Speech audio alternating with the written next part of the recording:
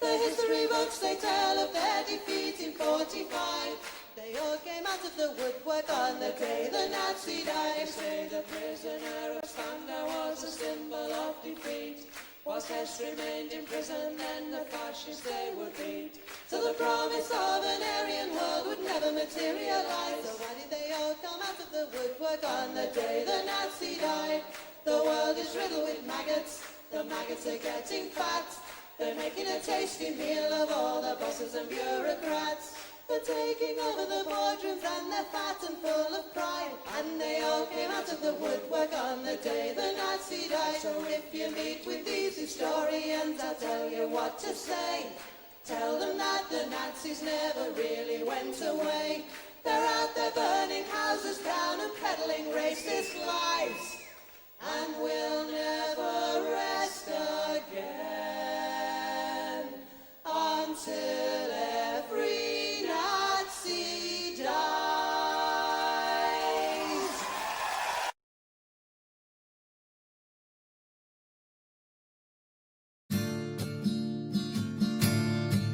Woke up one morning and there were soldiers.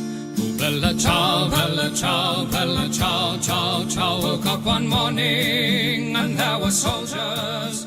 The invasion had begun. Lend me your shoulder, we'll stand together. Oh, bella ciao, bella ciao, bella ciao, ciao, ciao. Lend me your shoulder, we'll stand together. But I feel my time has come, and if I die here for the resistance, oh, bella ciao, bella ciao, bella ciao, ciao, ciao. And if I die here for the resistance, you must lay me in my grave among the flowers upon the mountain. Oh, bella ciao, bella ciao, bella ciao, ciao, ciao. Among the flowers upon the mountain, let me rest among the brave. Someday the people will pick the flowers. Oh, bella ciao, bella ciao, bella ciao, ciao, ciao. Someday the people will pick the flowers, and they will remember my name. This is the flower of the resistance. Oh, bella ciao, bella ciao, bella ciao, ciao, ciao. This is the flower of the resistance, and those who died for liberty. This is the flower of the resistance. Oh, bella ciao, bella ciao, bella ciao, ciao, ciao. This is the flower of the resistance, and those who died for liberty. This is the flower of our resistance, and those who died for liberty.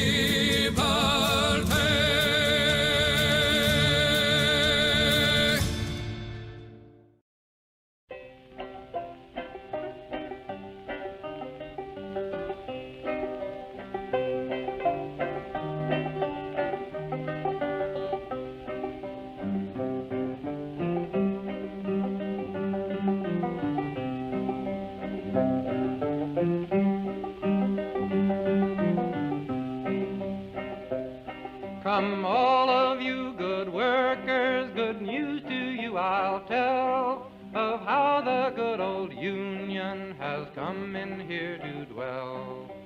Which side are you on? Which side are you on? My daddy was a miner and I'm a miner's son, and I'll stick with the Union till every battle's won. Which side are you on? Which side are you on? They say in Harlan County there are no neutrals there. You'll either be a Union man or a thug for J.H. Blair. Which side are you on? Which side are you on? Oh, workers, can you stand it? Oh, tell me how you can. Will you be a lousy scab or will you be a man? Which side are you on? Which side are you on? Don't scab for the bosses, don't listen to their lies. Us poor folks haven't got a chance unless we organize. Which side are you on? Which side are you on? Which side are you on? Which side are you on?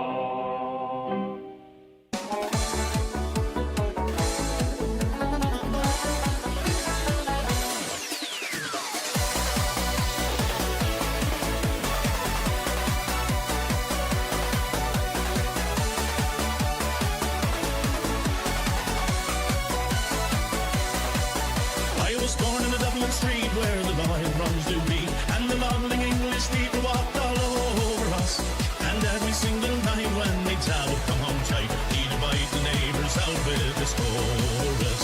Come out, you black and tans, come out and fight me like a man. Show your wife how you won medals down in Flanders. Tell her how the IRA made you run like Galloway from the green and lovely lace of Gilshandra.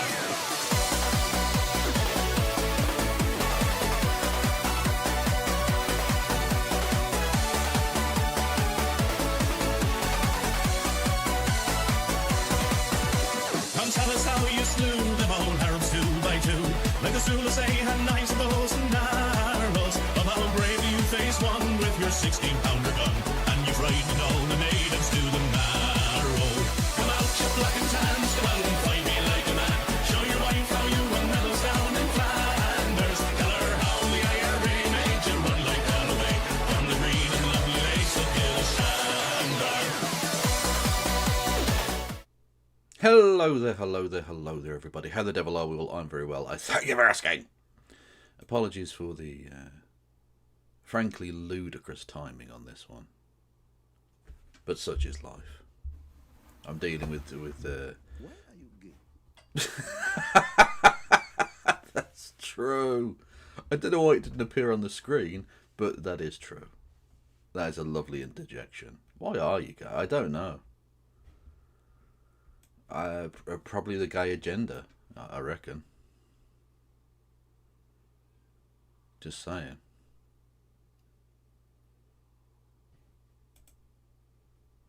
Lovely, thank you. Thank you, Mad Cat Scotty. Much love to you. For how many years? 30 months now, good lord. Seek assistance. Anyway, yeah, I'm talking to Dylan Burns about stuff. But there was one thing I did just want to cover before we got going on that particular issue.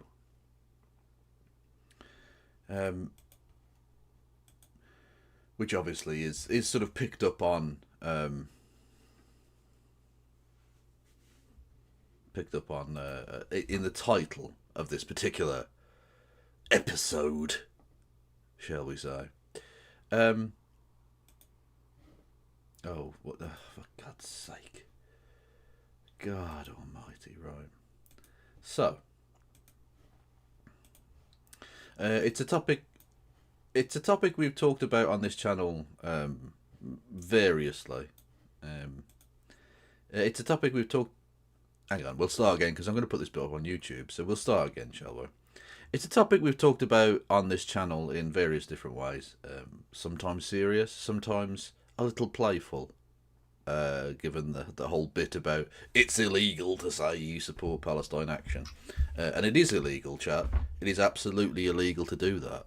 They have been prescribed as a terrorist organisation. And therefore, to say you support Palestine Action, to say I support Palestine Action is illegal. So you shouldn't do it. It's terrorism. You can get up to 14 years in prison. Which, by the way, to explain that, is not actually a support of Palestine Action. Not just because it's illegal and one does not wish to implicate oneself in illegality. But, like, literally, it's not even about the support or otherwise for Palestine Action. It's to say that, it's to sort of mock the fact that they've been prescribed as a terrorist organisation because it's fucking absurd that has happened. Anyway, regardless of that. A few months ago, it was found that the prescription of Palestine Action was unlawful. Naturally, the British government being massive cucks to Israel, and let's not bury the lead here, the entire reason that this is being done is because the British establishment are cucked to Israel and wish to... Sometimes may be good, sometimes may be shit. Probably should turn the fucking... Have a pint. Thank you. Probably should have turned the alert box off for the bit that I'm putting up on YouTube. Fuck it. This is not getting edited out. Right. Where was I? I've totally forgotten.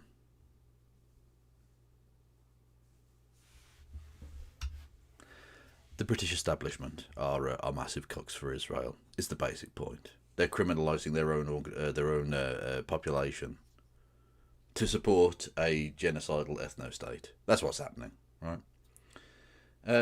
Anyway, naturally, therefore, the British government appealed the earlier decision, and it went up to the Court of Appeals, who yesterday decided that actually no, it was lawful and it was fine.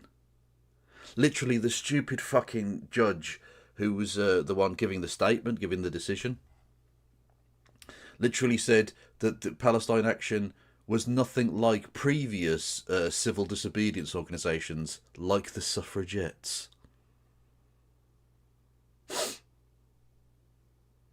You know, the suffragettes who, you know, sent bombs to people, smashed windows,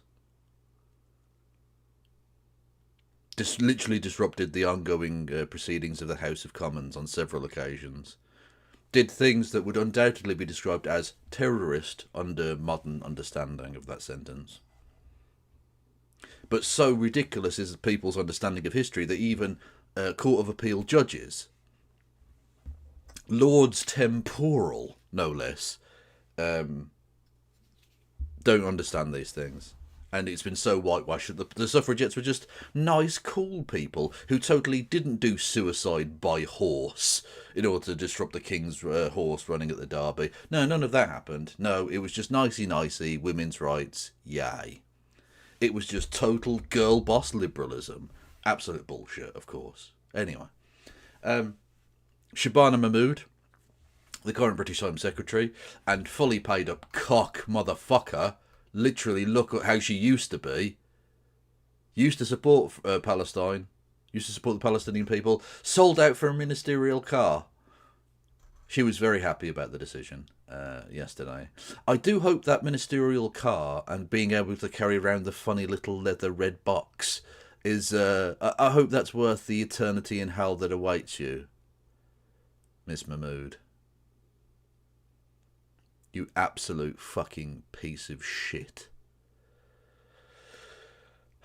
So yeah, so this has happened. Naturally, of course, we needn't get too bent out of shape about this for the time being, because this will go to the Supreme Court. It was always going to end up there. Like, going through the rigmarole of these lower courts was sort of a waste of time, ultimately.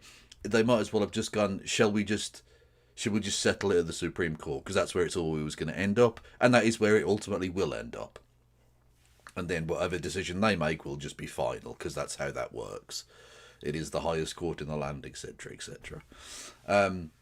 Yeah, fuck you to the British establishment. So in hock to Israel are they that they are criminalising like 80-year-old religious pastors who oppose genocide in order that a genocidal ethno-state 1,000 miles away doesn't get its feelings hurt. Absolutely embarrassing stuff. But one positive element of all of this did come out, and that is that we learned that Owen Jones is a fan of the stream, clearly. And all I say is, you can't now say, I support Palestine Action. That's an illegal offence. You can't say, I support Palestine Action with all my heart. You can get arrested and sent to prison for 14 years for doing that. Skating around it, aren't you? No, I'm not. I'm saying it's illegal. No, I'm just saying, like, I'm saying it's illegal. I'm saying it's illegal to say I support Palestine Action and that they are fighting to stop a genocide. Yeah. You can get arrested and sent to prison for 14 years for saying that. And retired vicars are now being arrested and face prosecution for holding a placard saying, I oppose genocide, I support Palestine Action. This is absurd. Okay. You know what? You know what? If anyone was going to steal my shtick, I'm glad it was Owen. I'm glad it was Owen Jones. You're more than welcome to steal my material, Owen. That's absolutely awesome. Love it. And I love that you watch the show. It's beautiful. I will just say, a cheeky shout out wouldn't go amiss. You know what I'm saying? Cheeky little shout out, you know, pay it back a little bit, sort of thing. You know, that would be nice. It's a good bit though. It's a good bit. I can see why he did it. But on a serious point, fuck the British establishment. You people are fucking scum. You will be remembered as the pathetic foot soldiers for genocide that you are. Yeah, go fuck yourselves. Seriously. Literally, seriously.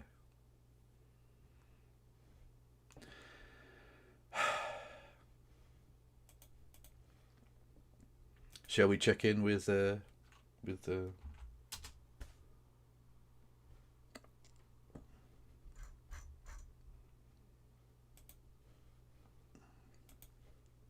check in with Dylan?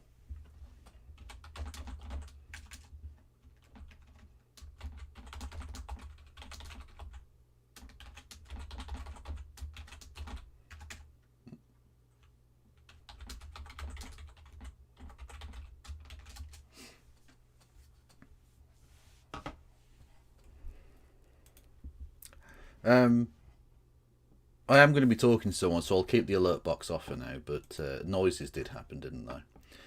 Thank you, It's the Morton, for gigantifying an emote.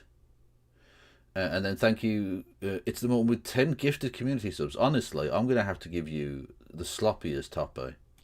And thank you to Phil with 5 good. He says, have a pint. I will. I will.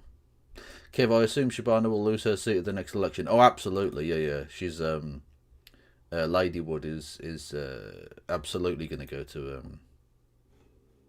Well, it depends actually who's standing, but she will lose her seat. Yeah, I mean the Labour Party are done in this city, completely and utterly done.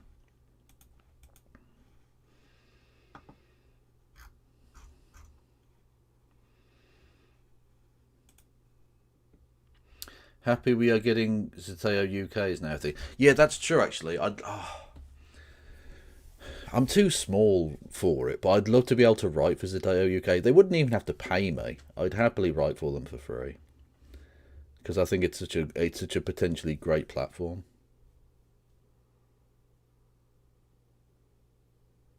Like, I think probably, actually not just probably, definitely, No Justice is at that level where she probably could get a job there or something.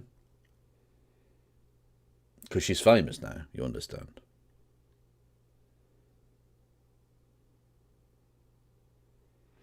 Do you have any opinion about the 250,000 English girls? What? Is that a reference to a story I'm unaware of? What do you mean, 250,000 English girls?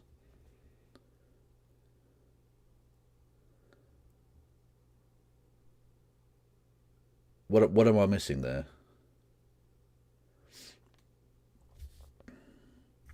Well, no, I wouldn't use the word cunt if I was writing for them, obviously. Like, I say it, obviously, in my speech and stuff, but like, when I write, when I'm writing about basketball, I don't say, oh, when Joel Embiid got 10 motherfucking rebounds, he absolutely cunted on the boards today. Like, no, I don't, come on now. I can't say the last word. What?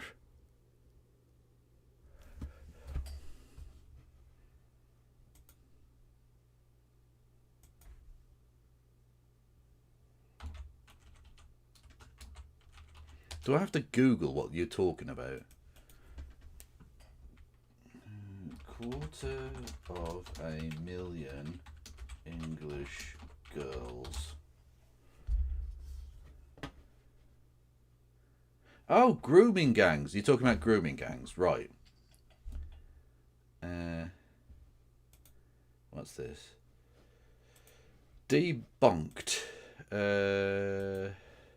Estimate of 250,000 victims of UK grooming gangs is based on bad stats, apparently. The claim of 250,000 that was shared in the House of Lords. An estimate of the number of so-called grooming gangs have resurfaced amid attacks on the British government for child exploitation scandals, including by prominent figures such as Elon Musk, again, who desperately wanted to go to the Epstein Island, just in case you were wondering.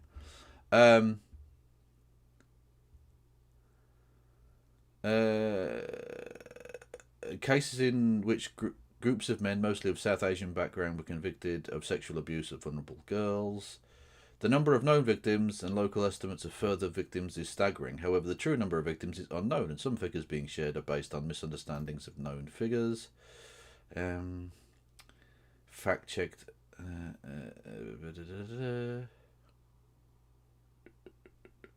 Nowhere in the did she specify that she was only talking about organising or grooming gang exploitation.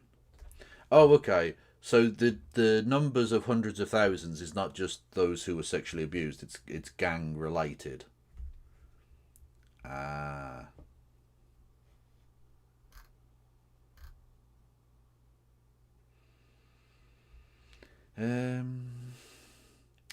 Professor Jay's report controversially identified 1,400 child abuse victims during the period 1999 to 2013 out of a Rotherham population of 255,000. Jane Sr. reckons the figure should be at least 1,700, but could be up to 2,000. If we assume a real figure in the mid-1700s, then 0.07% of the total of Rotherham population suffered at the hands of rape gangs during those 14 years. More, of course, have suffered before and since. Extrapolated across the whole UK, which proportionally has a lower Pakistani but higher Muslim population than Rotherham, the national figure would be 444,000.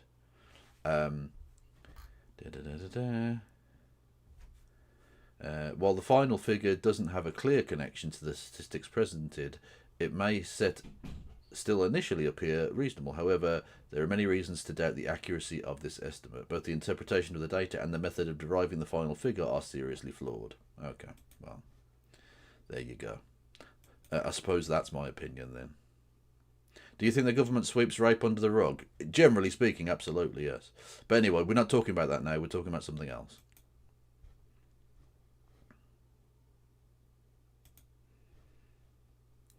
Hello. Hello there, Dylan Burns. How the devil are you, sir? I'm doing okay. I'm still kicking. I'm still alive. I'm still working, and I'm still happy. So, I can't complain too much. Awesome stuff. Tell us about Ukraine. What the hell is going on, sir? What's going on in Ukraine right now? Yes. Okay, well, what's going on in Ukraine? Well, there's a few things. On one hand, the Ukrainians are somewhat bullish right now. Because the Ukrainians very much... but by the way, 1 second. I could just say, you're Kevin Logan, by the way, for everybody in my chat. This isn't just some, some Brit Bonger I've let stumble into... my room to just harass me. This is an old hippy-dippy old head for those of you who forget how nonchalant he looked at conservatives and told them to fuck off on my show for years. Literally, that you might not be. Yeah, that was my entire bit, was going on and saying, shut the fuck up, Rob. You're a piece of shit. Yeah. Yes, he was the what do we call that? The fuck off left. I guess I would call it. I don't know. You need to think of it your sect. And you need to come up with a exactly. name. I'm not the tolerant left. I'm the go fuck yourself left. Yes. The fuck off left. Go fuck yourself left. Well, we'll have to figure it out, Kevin. Yeah. But I appreciate you taking some time to talk to me. As for what's going on in Ukraine right now, they're bullish because the Ukrainians are bombing the Russians quite a bit now. Every other day, Russia is getting bombed by long-range attack drones, which are targeting their oil refineries, which are targeting their, weapons manufacturing, which are targeting electronics factories, which support the war. And so Ukrainians are watching on social media as Russians repost video going like, "Bliat!" as a drone flies over their apartment. And to them, that's been their experience for going on 5 years. And some people, I guess, get the feeling that it's almost nature. Like the war is returning to where it was launched from, and Yeah. that is how naturally it will end. And so I think that has created some bullishness. There's of course still extreme problems when it comes to how the Tetsuka behaves, the military recruitment and the police, and that is still a social pressure. There's still, of course, the ever-present issue with corruption, but Zelensky's right hand is currently being prosecuted for corruption charges by the independent NAPU and SAPU, so that's good news. That's been around recently since Ukrainian anti-corruption activists defended those organizations. Ukraine has developed long-range missile tech that has allowed them also to carry heavier payloads into countries to do, into Russia to do heavier damage to, missile factories, drone factories, and the like. And the Russian advance on the front line has slowed down to a crawl. Now they're still advancing. I've been doing a documentary on Konstantinivka for some time, and they're still making advancements there. But they're not advancing nearly as fast as they were last year, which wasn't particularly fast to begin with, or the year before that. So currently they have slowed down the rate of their advance, but their casualties are still as high, if not higher, according to recent estimates. So that means that they're taking more casualties for less land, which is a negative trend for the Russians, as well as a bunch of negative economic data for what the Russians have to look forward to. Of course, the energy bump that Russia got from the start of the war in Iran was a negative for the Ukrainians, but we've also seen energy lower somewhat since then. Then again, sanctions exemptions for the Russians have continued, so they're still making like hundreds of millions of dollars off of that. And they keep saying that this is a time exempt thing, like eventually, it'll lock off. But if you keep extending, it's not time exempt because it's just forever. Yeah, literally, yeah. Okay, well, that's, I mean, I suppose some positive news, but it just drags on and on and on, doesn't it? It's been, what, 4 fucking years now?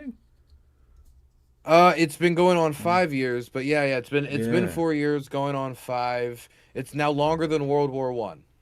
Yeah, which is just fucking, and it's turned into trench warfare in places as well. So it's unfortunate comparisons as well. Yeah. Grim stuff. Yeah, I think some of the comparisons are shallow. There are trenches, but like the style of trenches are different. How many men are in the trenches are different. The style of the attacks, the infiltration attacks that are a lot more constant here, are different than the general just like mass wave attacks that was more common at the start of the war. But I think like the dragging on nature, the like very small amounts of territory gained, those probably have a lot closer similarities. Then again, the Russian advance at times has been slower than World War One advances when it comes to territory gain. So, it might be actually you have to compare World War One to the war in Ukraine when it comes to the speed of advance. Yeah. If this keeps at the rate it is. Is there any hope in sight for an end to this? Like, because again, you get bits and bobs of news from Ukraine, but it's only so much focus you can have over 5 years, I suppose. Is there any hope that this will actually end? Are the negotiations happening, or is it just going to go on and on?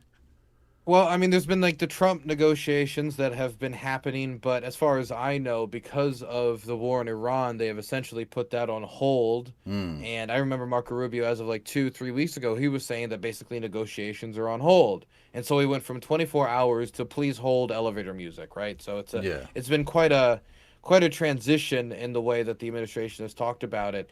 And I think that the administration so far has lacked the tools necessary to push the Russians to the negotiating table. Of course, there's a bunch of ways people like hypothesize as how you can get the Russians to, bring about peace. Since they're the ones that started the war, ultimately they would have to be the ones that end the war. Yeah. But the problem is that all the tools that have been offered, which is, hey, let's offer them economic investment. Hey, let's give them some sanctions exemptions. Hey, let's roll out the red carpet in Alaska and have Marines like welcome Putin. Hey, let's say to the Russians that they can hold on to every single thing that they have taken. All the stolen grain, all of the territory, there's not going to be any, like, we're no longer going to vote with, like, human rights investigations. We're not going to work with the bodies that would conduct those investigations into, like, child kidnapping, executions, hunting of civilians, the human safari. So in my view, that's quite a good deal when you're looking down that from the Russian perspective, considering how much they've done. The Russians don't accept that deal. They want the rest of the Donbass. They want Kramatorsk. They want Slovyansk. They want to displace, roughly speaking, like another 100,000 to 150,000 people, and push and take the rest of the Donbass. Now, that's what they're saying immediately for what they want to do. According to the Russian constitution, they would also want to take back Kherson, where the human safari is ongoing, which, as of this point, more humans have been hunted by Russian drone pilots in Kherson, more civilians, than like the snipers of Sarajevo. So we're talking about, and that's just Kherson, to be clear. Yeah. So it's quite dreary. 1 second. Okay, Podunk, thank you for the $25, but fuck you. Okay, Pennsylvania is not better than Maryland. Okay, you're near us, so you've got some like decent seafood, you've got some like decent sandwiches, but at the end of the day, you're not Maryland. You're not the old line state. You are still Pennsylvania and John Fetterman, and that's the end of the discussion. Well, so all I'll say is it's so cute to see Americans talk about, oh, you're not as good as this place or that, but you're all rustic colonial filth. Okay, just bear that in mind. I mean, like, cool. I mean, look, personally, okay, I think that the most interesting things come from colonialism, whether it be debate topics for Hippy Dippy, or whether it be yelling matches on Piers Morgan. So I think that, and hey, Piers Morgan, British. So I would just like to throw out that Piers Morgan is British, so no matter what you say, there's not really much you can say. I can't argue that point. That is checkmate. Yeah. So I wanted to talk to you about a few things. I'm happy to talk about whatever you want to talk about, but there's a few things I wanted to get your thoughts on. Go on. Because I am an American, and I following the war in this country, and this is disconnected me from a few things. Number one, it's disconnected me from some of the politics that goes back in the States because I'm separated. It also separates me from other countries' politics because I'm so focused in on this. It also separates me from the space. And so I wanted to touch on three things. The first thing is the United Kingdom has been Ukraine's most ardent supporters. It's one of the things that I think the British can honestly be proud of, that when it comes to polling, when it comes to voting intention, when it comes to like those who have actually held elected office, like consistently, the British have been pumping out good performances for the Ukrainians, at least when it comes to them not voting open Putinists into power. I do want to ask, is that changing? Because I know Reform has changed their tune on Vladimir Putin, but changing your tune and doing something different is also vastly two different things. Yeah. And the other thing is Restore Britain. I don't know if they're going to make any actual inroads, hold actual seats, but they have a lot more Putinist-friendly policy. And a lot of the Putin freaks, I don't know what else to call them, that were in British politics before and that felt like exiled from Reform UK because they tried to be somewhat normal, or at least appear somewhat normal in order to win votes, they seemingly have gone over to Restore. So what do you think is the state of the Putinist? We'll just start with the Putinist right in the country.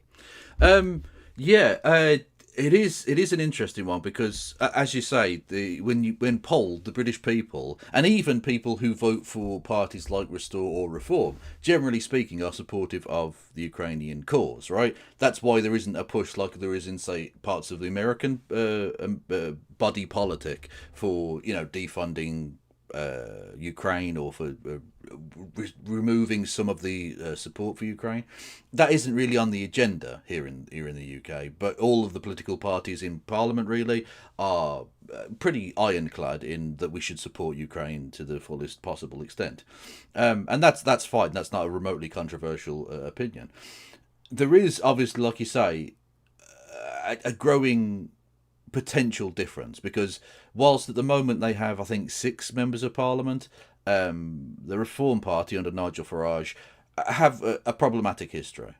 Nigel Farage has made he's basically, if you imagine him as Donald Trump's cumsock, that's about where we're at in terms of his politics, and so the kind of love of the strong man, the love of people like Putin and Orban and these sorts of fucking garbage bags is absolutely a part of what his politics are. But like you say, he's had to moderate that in order to try and gain mainstream support. And it's worked to some extent because they are currently leading in the polls and are, if a general election was to happen today, would undoubtedly have the largest number of seats, although they probably fall short of a majority. And I don't think any of the other parties would work with them. So Nigel Farage's path to becoming prime minister. It's starting to look a little bit like the AFD in Germany, where they might become the biggest party, but nobody else will want to work with them. Yeah, basically, yeah. There would undoubtedly be a cordon sanitaire, as they have in France and things like that. Yeah, I think that it's his path to becoming prime minister is certainly there, because the electorate is so split in a way that there never used to be. It used to be two-party politics, Conservative and Labour. And now there are various seats across the country where it's like 4- and 5-party races. And so they can win in places that they shouldn't be able to win with like 22% of the vote or something ridiculous. Because it's so split across various different parties. And so potentially he could become prime minister, but at the moment it's unlikely but possible is the way I would go with that. Do you think Nigel Farage has gone through any transformation? And not to ask if he's now he's like woke or something, but to say that, do you think that the Russian invasion of Ukraine and its outgrowths and how the British public have reacted, how British civil society has reacted, has it all shifted him so if that they did make these gains, we wouldn't expect Putin as talking points from their party? Or do you think the lack of filtration for their candidates that they nominate, plus a lack of genuine interest from Nigel Farage, who is more just reacting to how the wind blows, means that it is a slumbering issue? I don't think he's transformed in the slightest. I think he's lying. He's hiding his power level. Now, I don't necessarily think if he were to come to power that he would instantly just, go over to the sort of Putinist side of things.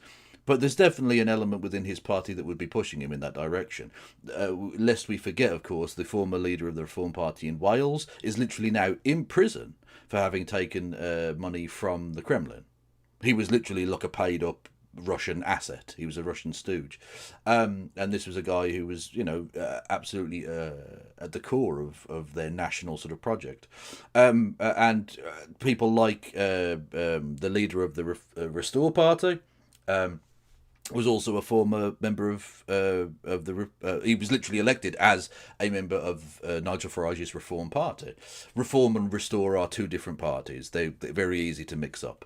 But anyway, he's a former Reform member of Parliament and the current now, of course, leader of that the political party. And this is the point where it becomes quite dangerous, because essentially you have a dueling extremist pull, right?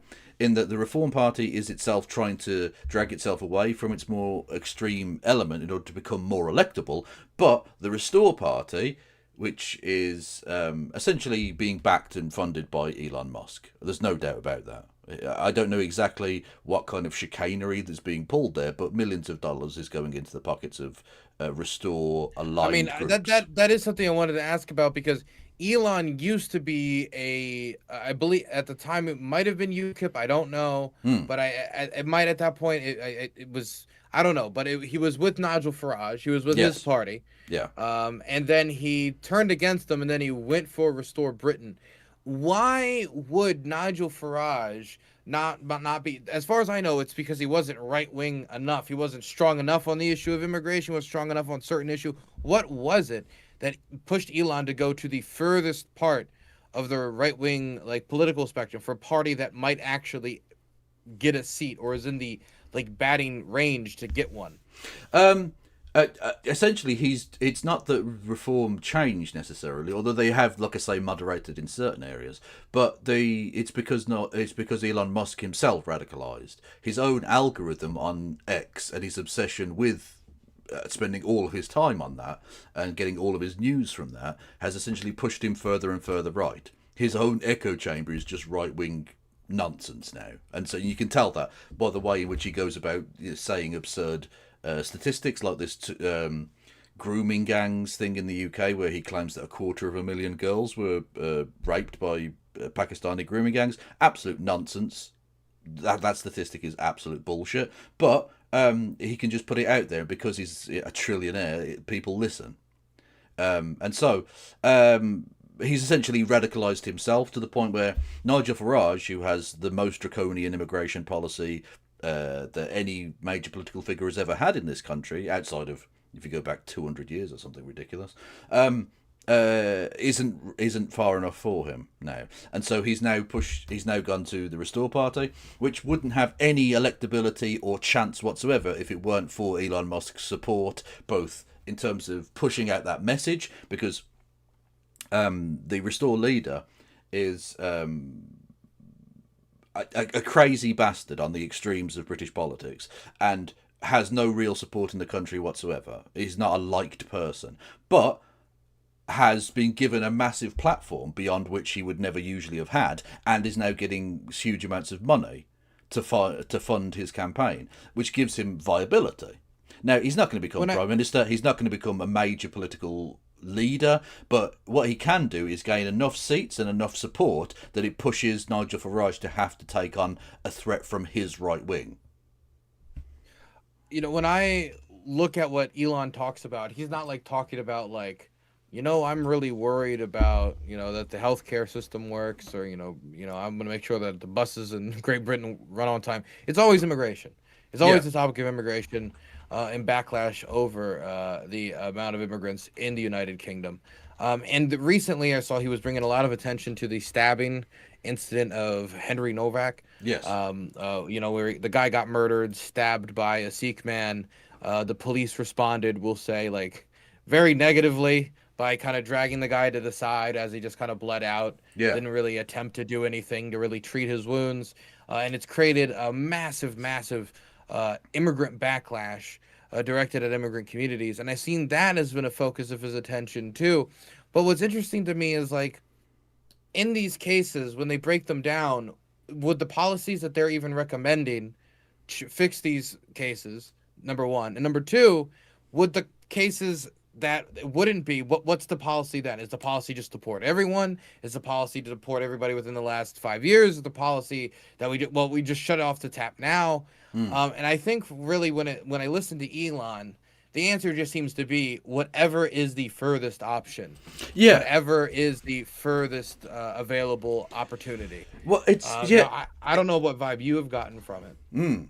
Yeah, no, that's exactly the case. He's whatever is the most right wing possible option is the one he wants to go with. And so if he could deport all of them, I'm sure he would want to do that.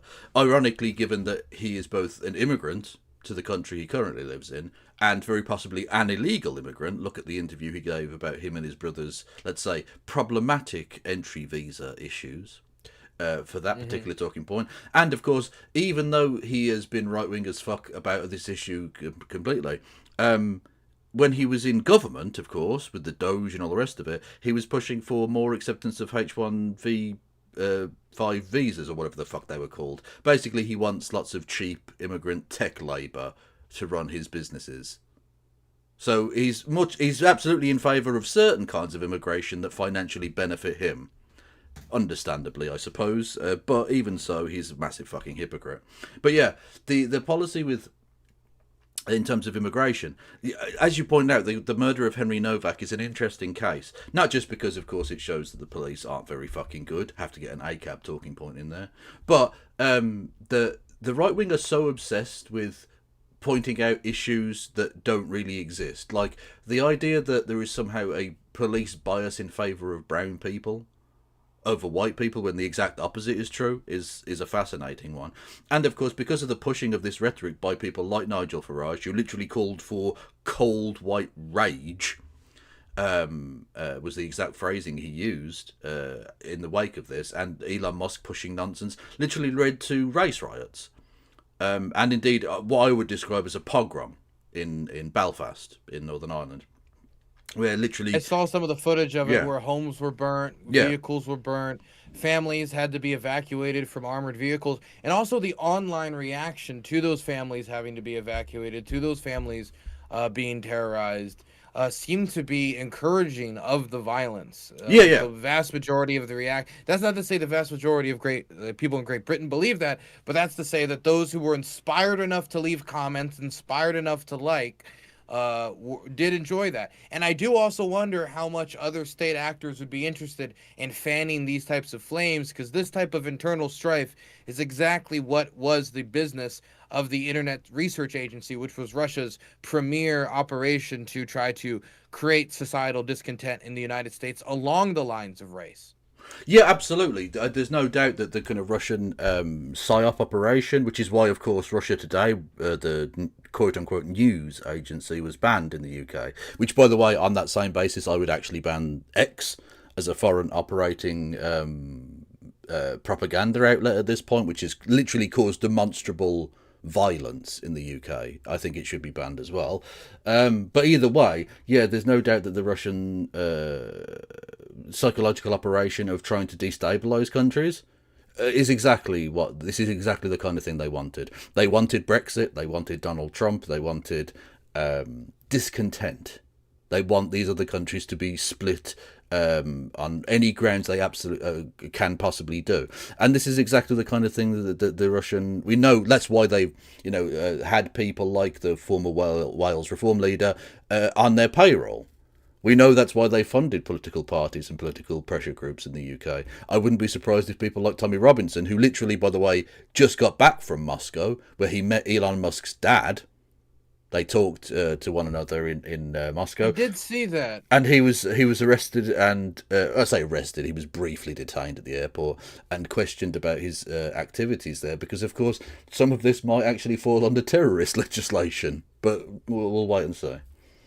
Tommy Robinson's an interesting fellow. He was in the United States for a very short period recently, and while there, he went up to pro-Ukraine demonstrators, and I know the people who were he was interviewing, and he's just trying to randomly harass people in another country, trying to mock them for being supportive of Ukraine.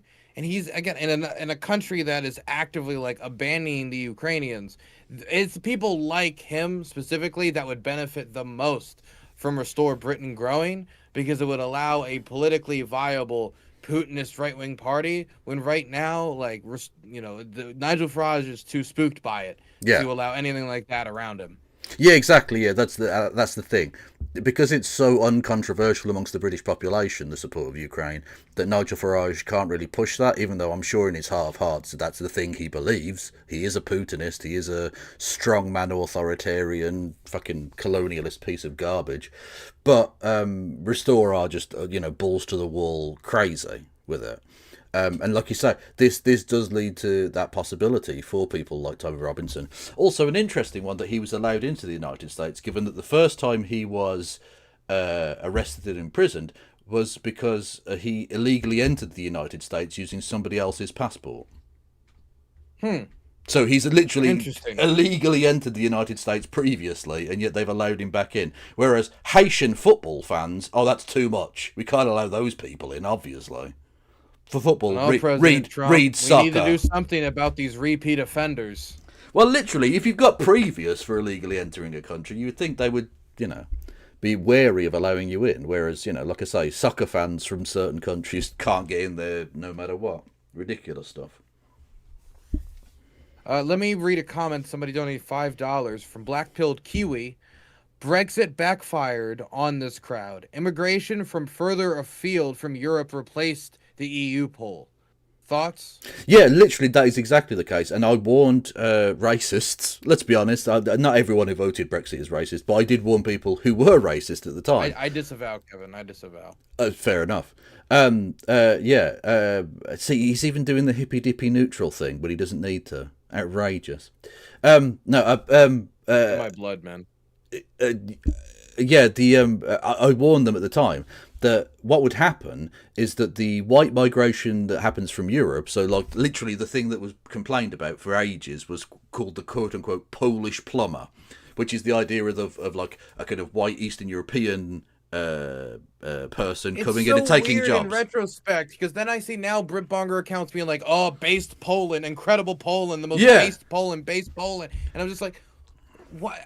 I remember being 16 years old, 17 years. I was young when Brexit was going on, and reading these the most bigoted comments I could imagine about Polish people, and then seeing generally speaking the same accounts as being all like fantastic. Maybe they like them from a distance. Maybe that's it. Well, yeah, exactly. They don't really want them here because they don't like foreign people, generally speaking. But this was the kind of scare tactic that was used, right? The idea of an Eastern European coming and taking your job. But the thing is, when you just walk past like a Polish person in the street, they're just some white person. They could be from anywhere, right? And I warned them that what would happen is after Brexit, Britain would be so desperate for trade deals around the world that they would be giving out visas to people, right? And I said literally, before Brexit happened, the Indian government, Narendra Modi's a fascist piece of shit, but that's a different matter, literally said that in order for a free trade agreement, they would want massive increases in the number of student visas, which means lots and lots more brown people from the Indian subcontinent coming to Britain. Now, I've got no problem with that, but I said to racists, if you vote for Brexit, this is what is going to happen.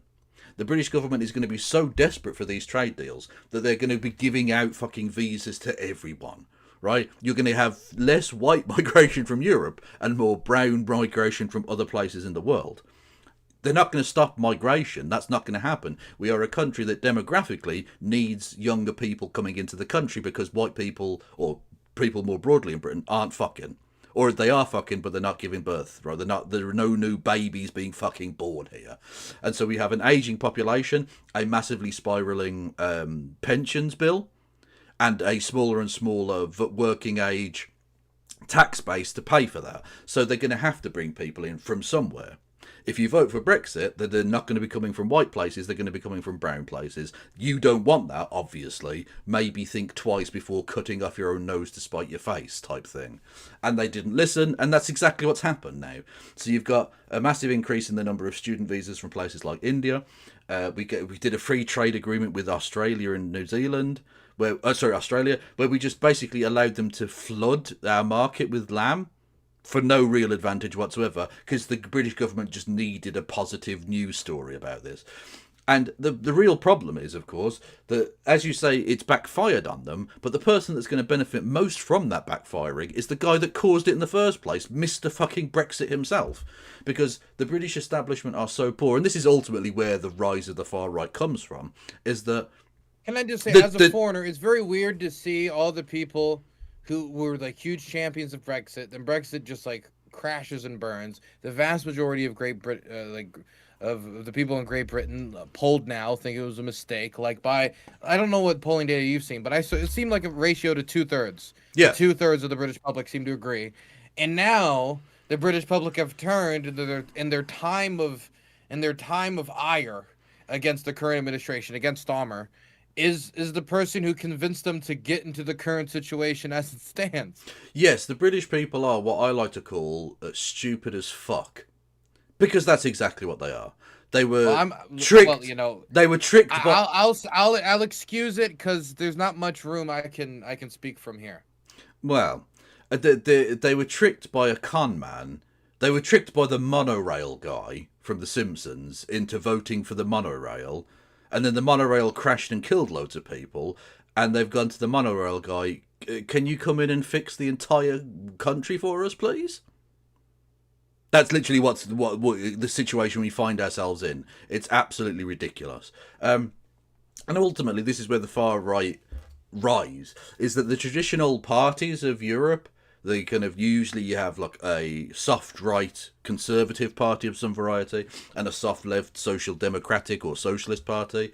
And those are the two that kind of go back and forth. And those are the traditional post-war sort of political set. Both of those have completely abandoned their core voters in order to chase an ever-diminishing number of swing voters who don't represent the countries in which they live. And of course, they're in hock to capital and all the rest of it again. Traditional leftist talking points, I'm sure, but I think it's true nonetheless. And so they've completely abandoned those things, leaving a political vacuum which the far right have been more swift at beginning to fill. You started to see more left-wing parties like Jean-Luc Mélenchon in France, the Green Party here in the UK, things like that. But the right have been far more in place to capitalise on that. So you have places like the AfD in Germany and what was the National Front in France? I forget what they're called now. They've changed their fucking name to something else. It's RN now. Yeah, exactly. Yeah. And of course UKIP previously, although they're now It's technically a different political party, but it's essentially a rebranded political movement, which is Reform, because it would be a bit silly to call yourself UKIP now that the supposed independence you seek or sought was has been gained. And so, yeah, the Reform Party are essentially that. And so, You know, it is interesting though. This kind of shows an interesting experiment I've never thought of. After you vote for the faces, like the leopard eating faces party, what do you do when you need to rebrand? what do you call yourself? The fixing facial scarring party? And tell people we can fix the problem that the leopards eating your face caused, even though they are a leopard in a doctor's outfit pretending to be a human doctor. And that's essentially the situation we find ourselves in. He's trying to fix the problem he caused, or is going to be potentially tasked with that by the British people, and of course he's not in any way able to do so. And not just that, but one of the core things in foreign policy that people hate in Britain is our being in hock to America constantly, and yet Nigel Farage could not be further up Trump's arse if he tried. It's amazing. The British people are fucking idiots. I'm sorry, I hate to say it, but they genuinely are a very stupid race of people.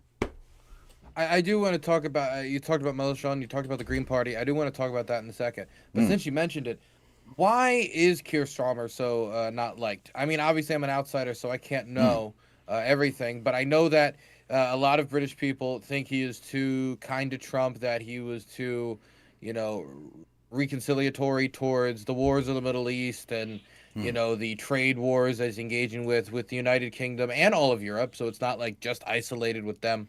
So I know that's definitely one deciding factor. Are there any other deciding factors?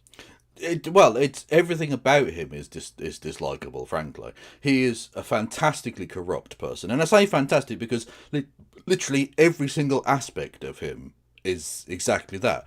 He promised basically their strategy at the election was to promise nothing particularly, but just say the word change. We'll do change just generically. But we'll get rid of the Tory corruption and chaos. And yet they have been more corrupt and more chaotic because they didn't have a plan for anything. More corrupt than the Tories. Literally, yeah. It could be argued that the Tories were more... That's an argument, isn't it? More successful in their corruption, i.e. they stole more money. That is probably true. But in terms of the fact that corruption is the very core of the Keir Starmer project, up to the point where even before he started really doing anything, he had a guy called Lord Ali, who's a member of the House of Lords, because we have that, because we're a fucking joke, non-entity democracy. He was literally paying for Keir Starmer's wife's dresses and Keir Starmer's glasses, and allowing his kid to stay rent-free in one of Ali's houses in order to get access to Downing Street. Didn't Rishi Sunak have a similar gift scandal of some sort? Oh, yeah, look, okay, I'm going to make an unpopular point here, but... Uni party? No, that's undoubtedly true, but the use of patronage by political entities in of itself isn't the problem. I think having positions that you can give to your friends who helped you politically is just a part of politics. That's always been the case and it always will. That's unpopular because it seems like corruption. And it kind of is in a vague, we should have absolute probity in public office type way. But that's a very childish view of how politics actually works in the real world. Having positions where you can put your friends that isn't necessarily the most high profile, but as long as they're vaguely competent at the job, it's fine type thing, has always been the case. That's politics. You scratch my back, I scratch yours. Fine.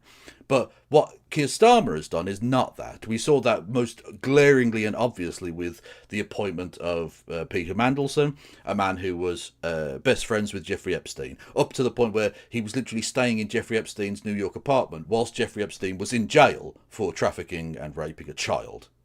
So that he appointed that person to be the ambassador to the United States, which, to explain the sensitivity of that particular position, you have to imagine that Britain isn't really a sovereign entity. What Britain is an outpost of the American Empire. So the British Prime Minister is not really the head of government of a sovereign nation. He is a branch manager. He is a regional branch manager of the American Empire's franchise outlet called the United Kingdom. So our liaison with Washington is the person who essentially is able to try and get central office in Washington, D.C. to give better direction to the regional manager. And so he put a best friend of a fucking paedophile into that position.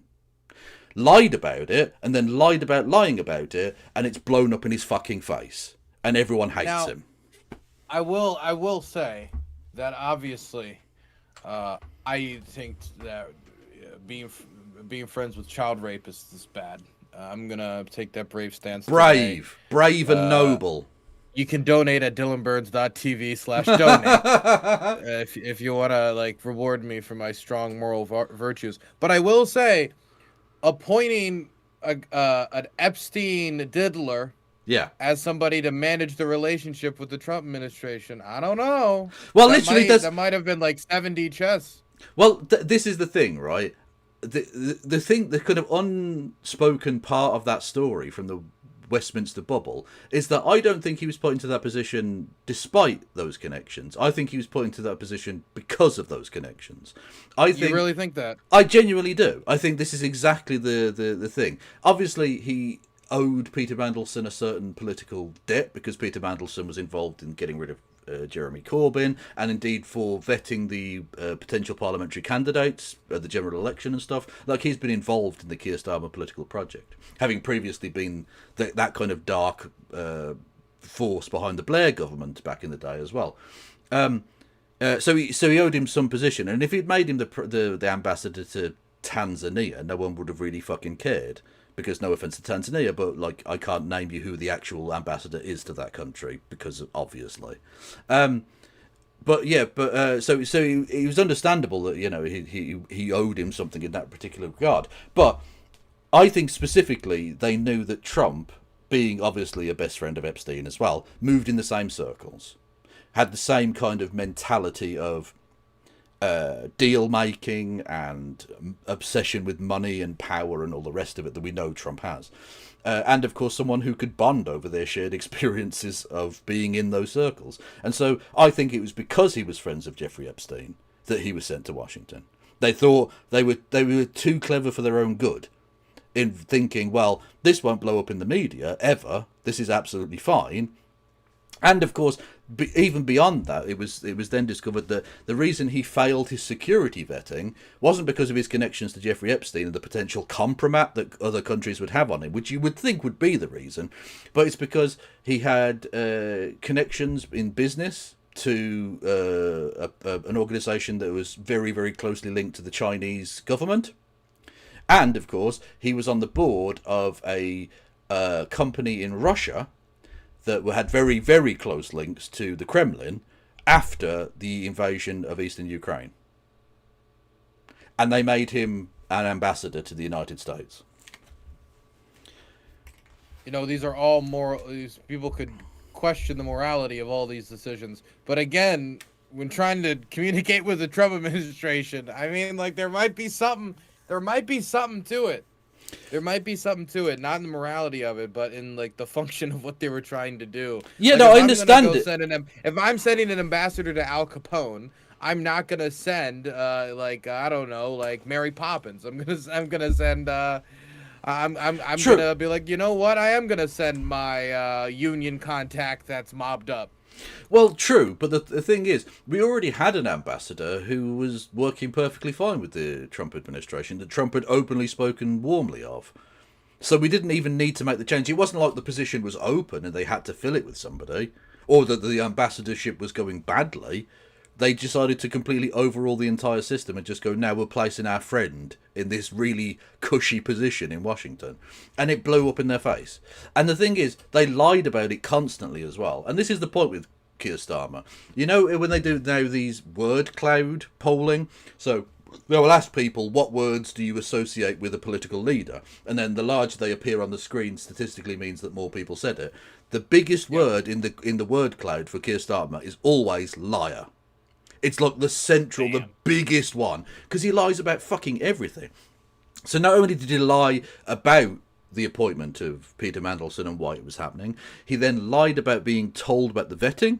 He lied literally when he actually eventually had to sack Peter Mandelson. He lied 2 days prior to that when he said he had no information about the further relationship between him and Jeffrey Epstein, even though it was later found, because it was forced out of the government by legislation. Even their own MPs voted against the government to force them to reveal this. It was revealed that literally on his in his documents on his fucking desk that day in Downing Street was a report telling him exactly the thing he then claimed in Parliament he had no knowledge of. He just lies about everything, and people, like, if there's one thing people don't like, it's being like blatantly lied to. Like being taken for a ride, being taken for a fool. And that is what he's tried to do consistently, which is why he's, according to polling, the most unpopular British Prime Minister in history. Podong, thank you so much for the $5. There's 3 more topics I want to get through tonight before I send you on your way so you can go to the land of sheep and sleepy time.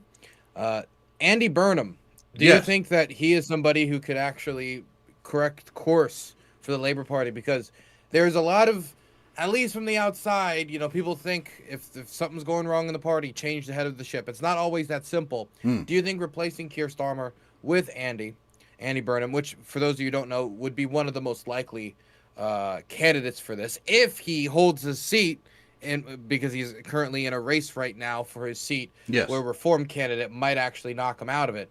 But if he holds on to it, do you think him replacing Keir Starmer would be an improvement? And do you think he's the best option? Well, just to clarify, he's not holding on to his seat because he's not actually in Parliament. The whole reason that there is a by-election is sort of political shenanigans. Because okay, excuse me, but I'm an American. No, that's fine. I wasn't about your country. No, so I think I'm right. You are absolutely correct. I apologise. Please don't bomb us. We don't have much oil. Thank you. Anyway, no. The point was Andy Burnham had previously been in Parliament. He was a minister under Tony Blair and Gordon Brown way back in the day. He then left and became Mayor of Manchester and did a very, very good job. He's very, very well liked and popular, to the point where even though the Labour Party's polling nationally is terrible, the fact that he is standing in this seat means that they have a chance of winning, and basically no other politician in the country would do that for Labour. The whole reason that this election is even happening is to allow him to stand to become a member of Parliament again, because in order to be the leader of the party, or in order to be Prime Minister, you have to be a member of Parliament. And the whole reason he's standing is to become a member of Parliament so that he can then take on Keir Starmer. So literally, the by-election in what's called Makerfield, which is the name of the constituency in the north and west of England, in a town called Wigan, is happening on Thursday. So literally, the leadership election could come as early as the weekend. And he would absolutely piss it because Keir Starmer is very unpopular. But like you say, it's a really interesting... So, question. Yeah, so if he wins, he's going to try to become Prime Minister. That's like guaranteed. Oh, 100%, yeah. Like, he has to do the humble thing of, like, I'm not getting ahead of myself. I'm just running an election to become a member of Parliament. But the whole reason he's doing this, look, because he has a cushy job, right? He has basically an unassailable lead as Mayor of Manchester. If he just wants to stay and do that, he could do that for the rest of his fucking life. That wouldn't be a problem. But he doesn't. He's going back to London to become Prime Minister. That's the entire reason that this is happening, and everyone knows that. It's just, it's the quiet bit that he isn't saying out loud, but everyone else completely understands. He will absolutely challenge Keir Starmer. Keir Starmer has already said that he will take on any challenge, which will undoubtedly happen even if Burnham doesn't win, because literally he's had so many resignations from his cabinet, Keir Starmer, that one of them will absolutely take him on. But they're all waiting for Burnham to win his seat in Makerfield, become a member of Parliament, and launch that election so they can all jump in the ring as well. Basically, we're all waiting as a nation for the weekend so that this can happen, one way or the other. Either Burnham wins in Makerfield and launches the leadership bid then, or if he loses and therefore can't run the leadership, it then depends who wants to trigger the election, because there's sort of a tradition in British politics where the person who wields the knife doesn't get to wear the crown. Very rarely does the person who starts that process actually win it because they're seen as disloyal or whatever, and so someone else always comes through. Whereas on this occasion, Burnham is so much more popular than any other Labour politician that he will win that election if it gets called. But that's predicated on him winning on Thursday, and it's a tight race.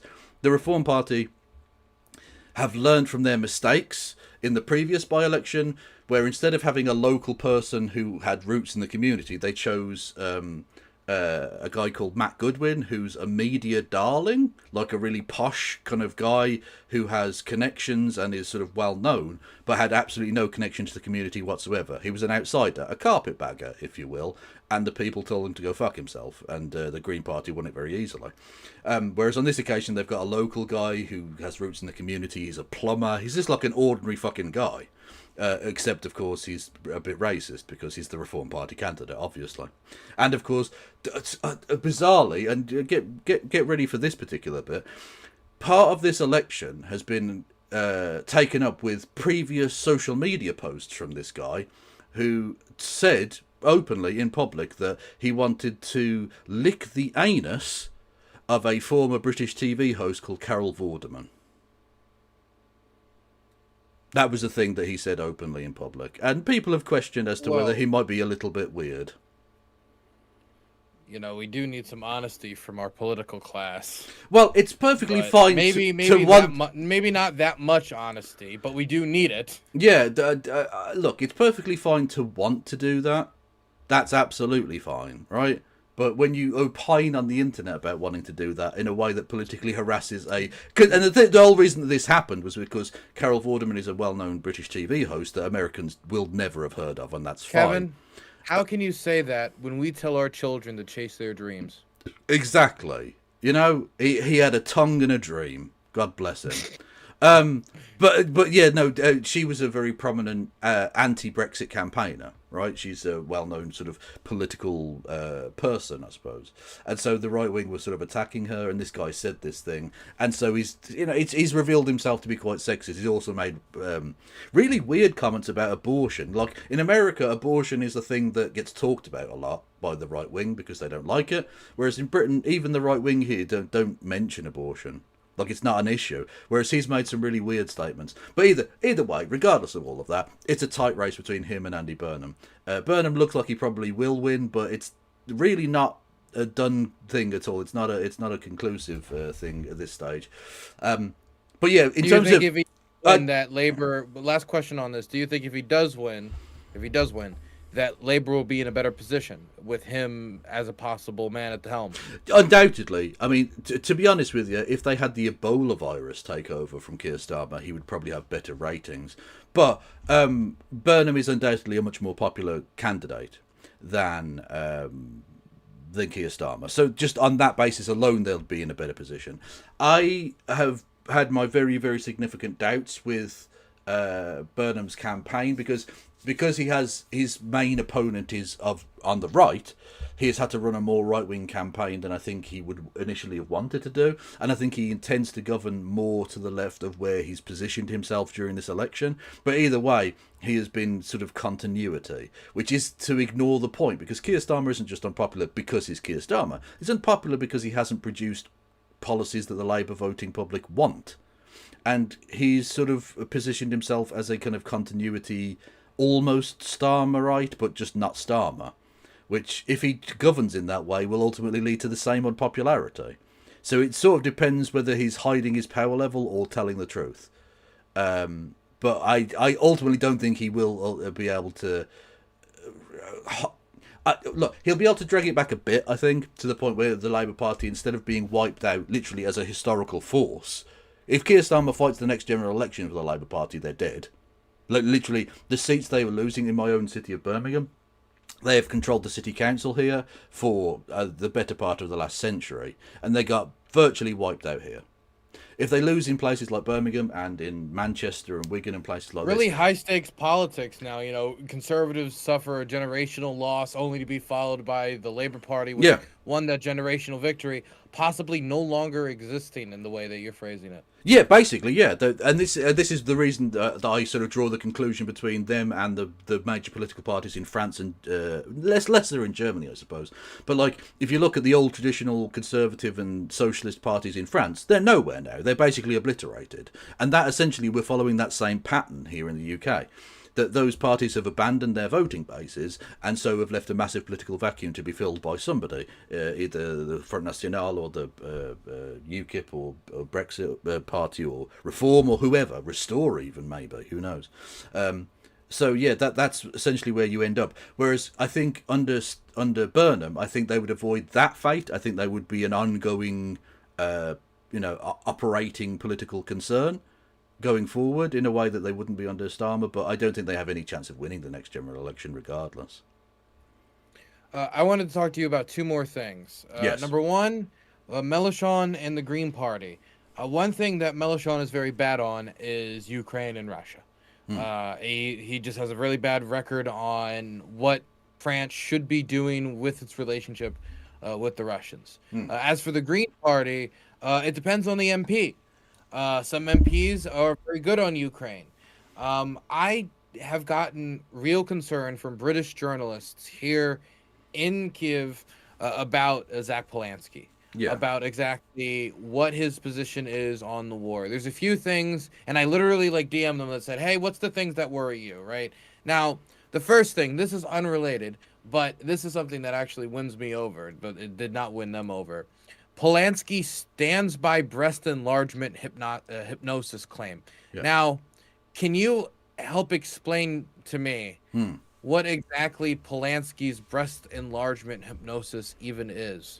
Yes. For those of you who don't know, this is the leader of the Green Party. Yeah. Who at one point believed that he had the ability to use hypnosis as part of as just one part of a operation to enlarge women's breasts. And he sold those for as a job. Well, yes and no. It's a bit of a non-story really, but they're kind of going with it.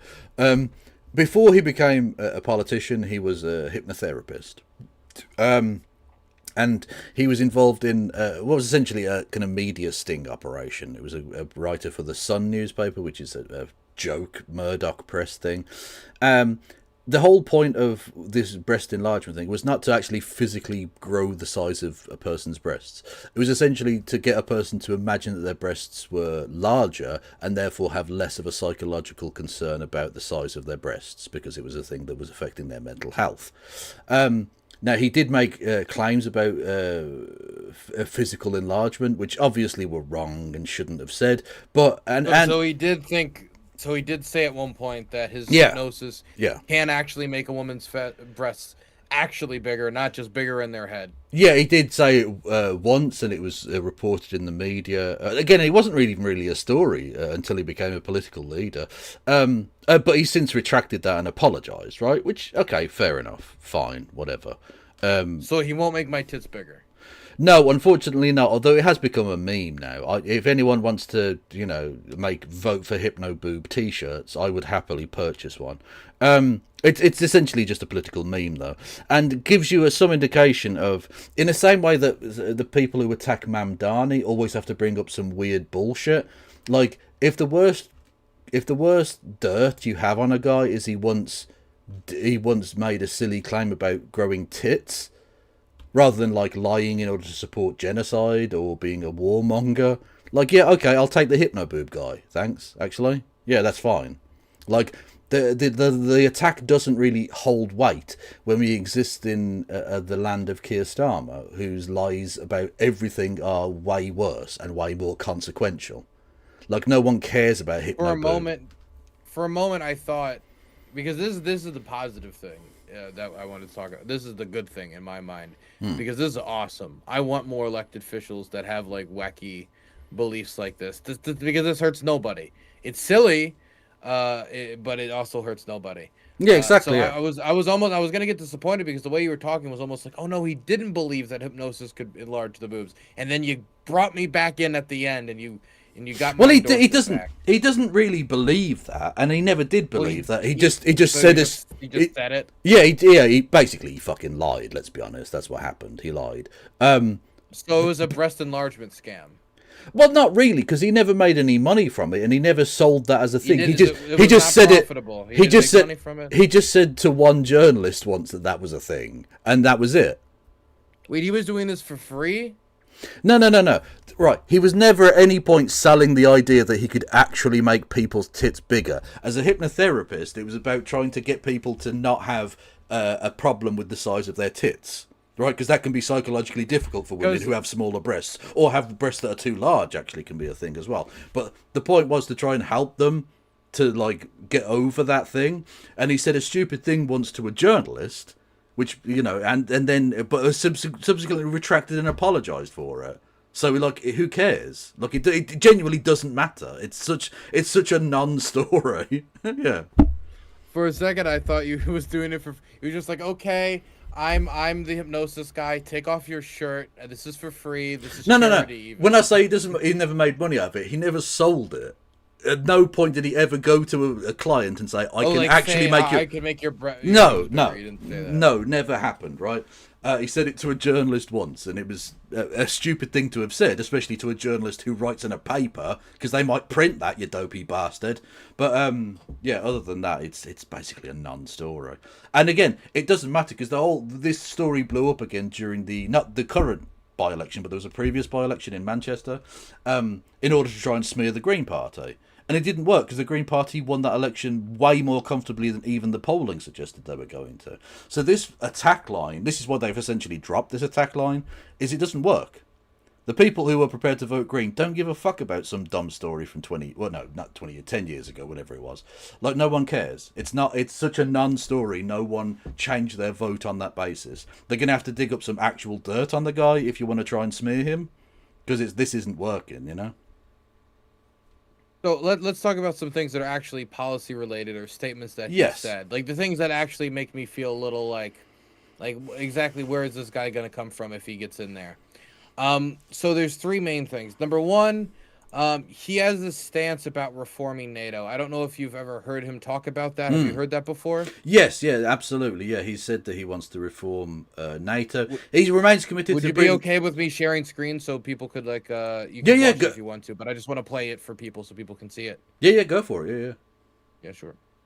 I'm sharing screen, so if you want to see what I'm looking at. Yeah. It's on my screen. Yeah, I've got it. Salience comes more scrutiny, and questions have been asked about where you actually stand on NATO and Ukraine. Now, if you were to abolish NATO as you wish, how would that help Ukraine? Well, first of all, let's start with what the actual policy is. So the policy is to reform NATO from within, and what I'm arguing for, and by the way... That's not what you think. It is what I think. General Richard Sheriff was on TV this week, or has been reporting, that he thinks we need a gap analysis of what is happening around the world in terms of weapons that we need to invest in and defence. What I'm arguing for is an alternative alliance with countries based in Europe. It's almost like you need to create a union of European countries, plus Brazil and Mexico and global South countries that recognise you cannot rely on Donald Trump. He is not a reliable ally. He is unpredictable. Sorry, can I just be clear then? So your idea of reforming NATO from within is abolishing it and replacing it with something else?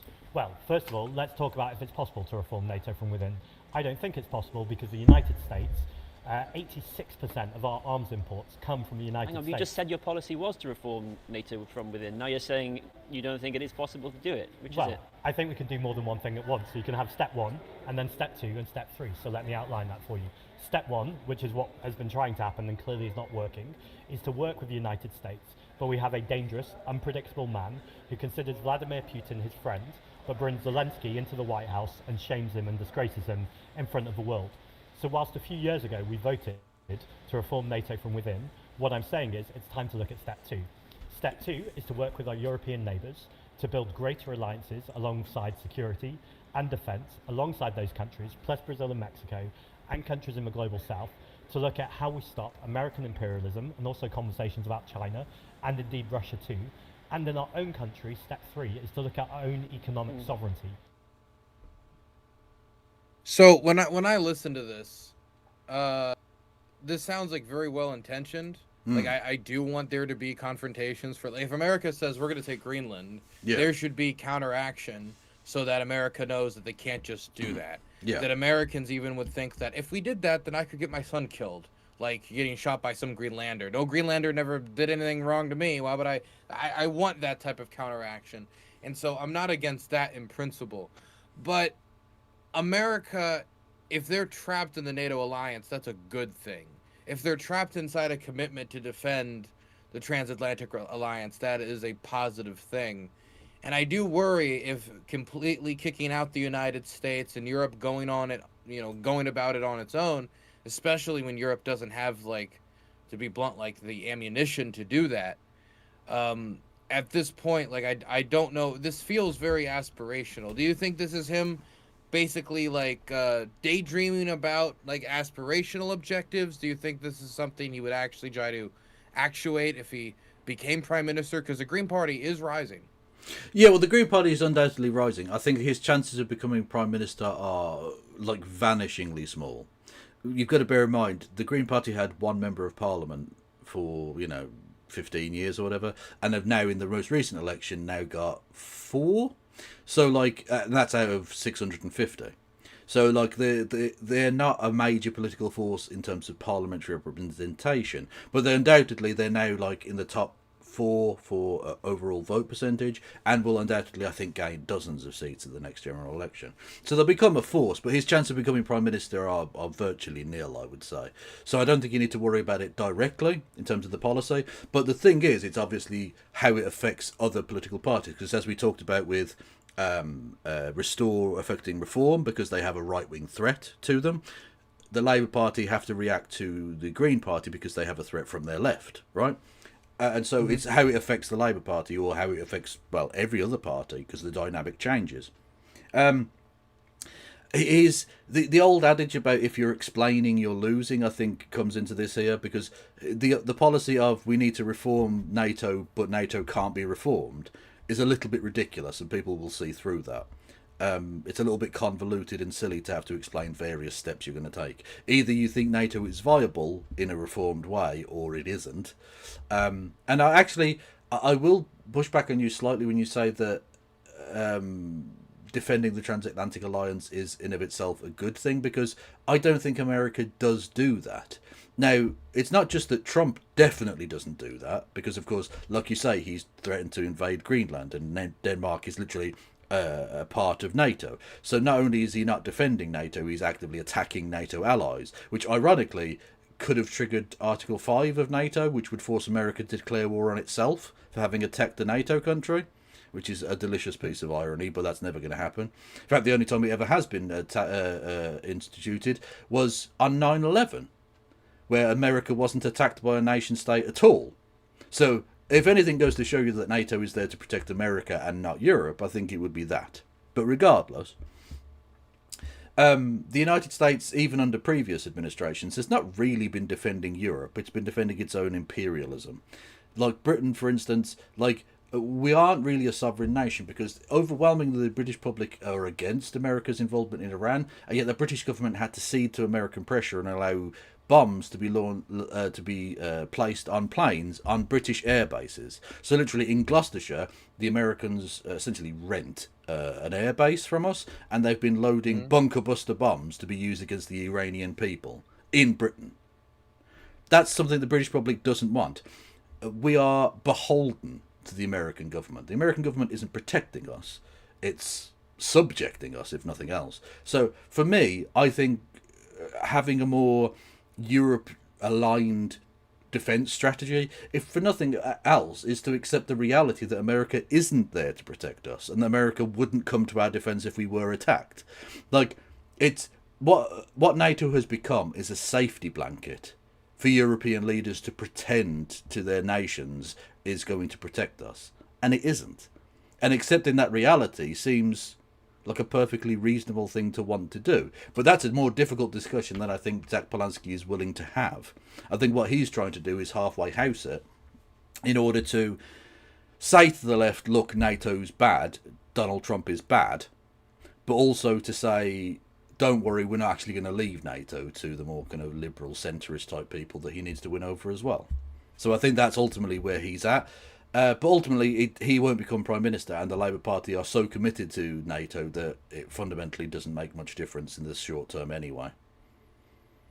I will say the U.S. does use Europe for transportation of munitions, for housing Africa Command, for housing American bases, for intelligence gathering, signal stuff, all sorts of stuff. That's absolutely true.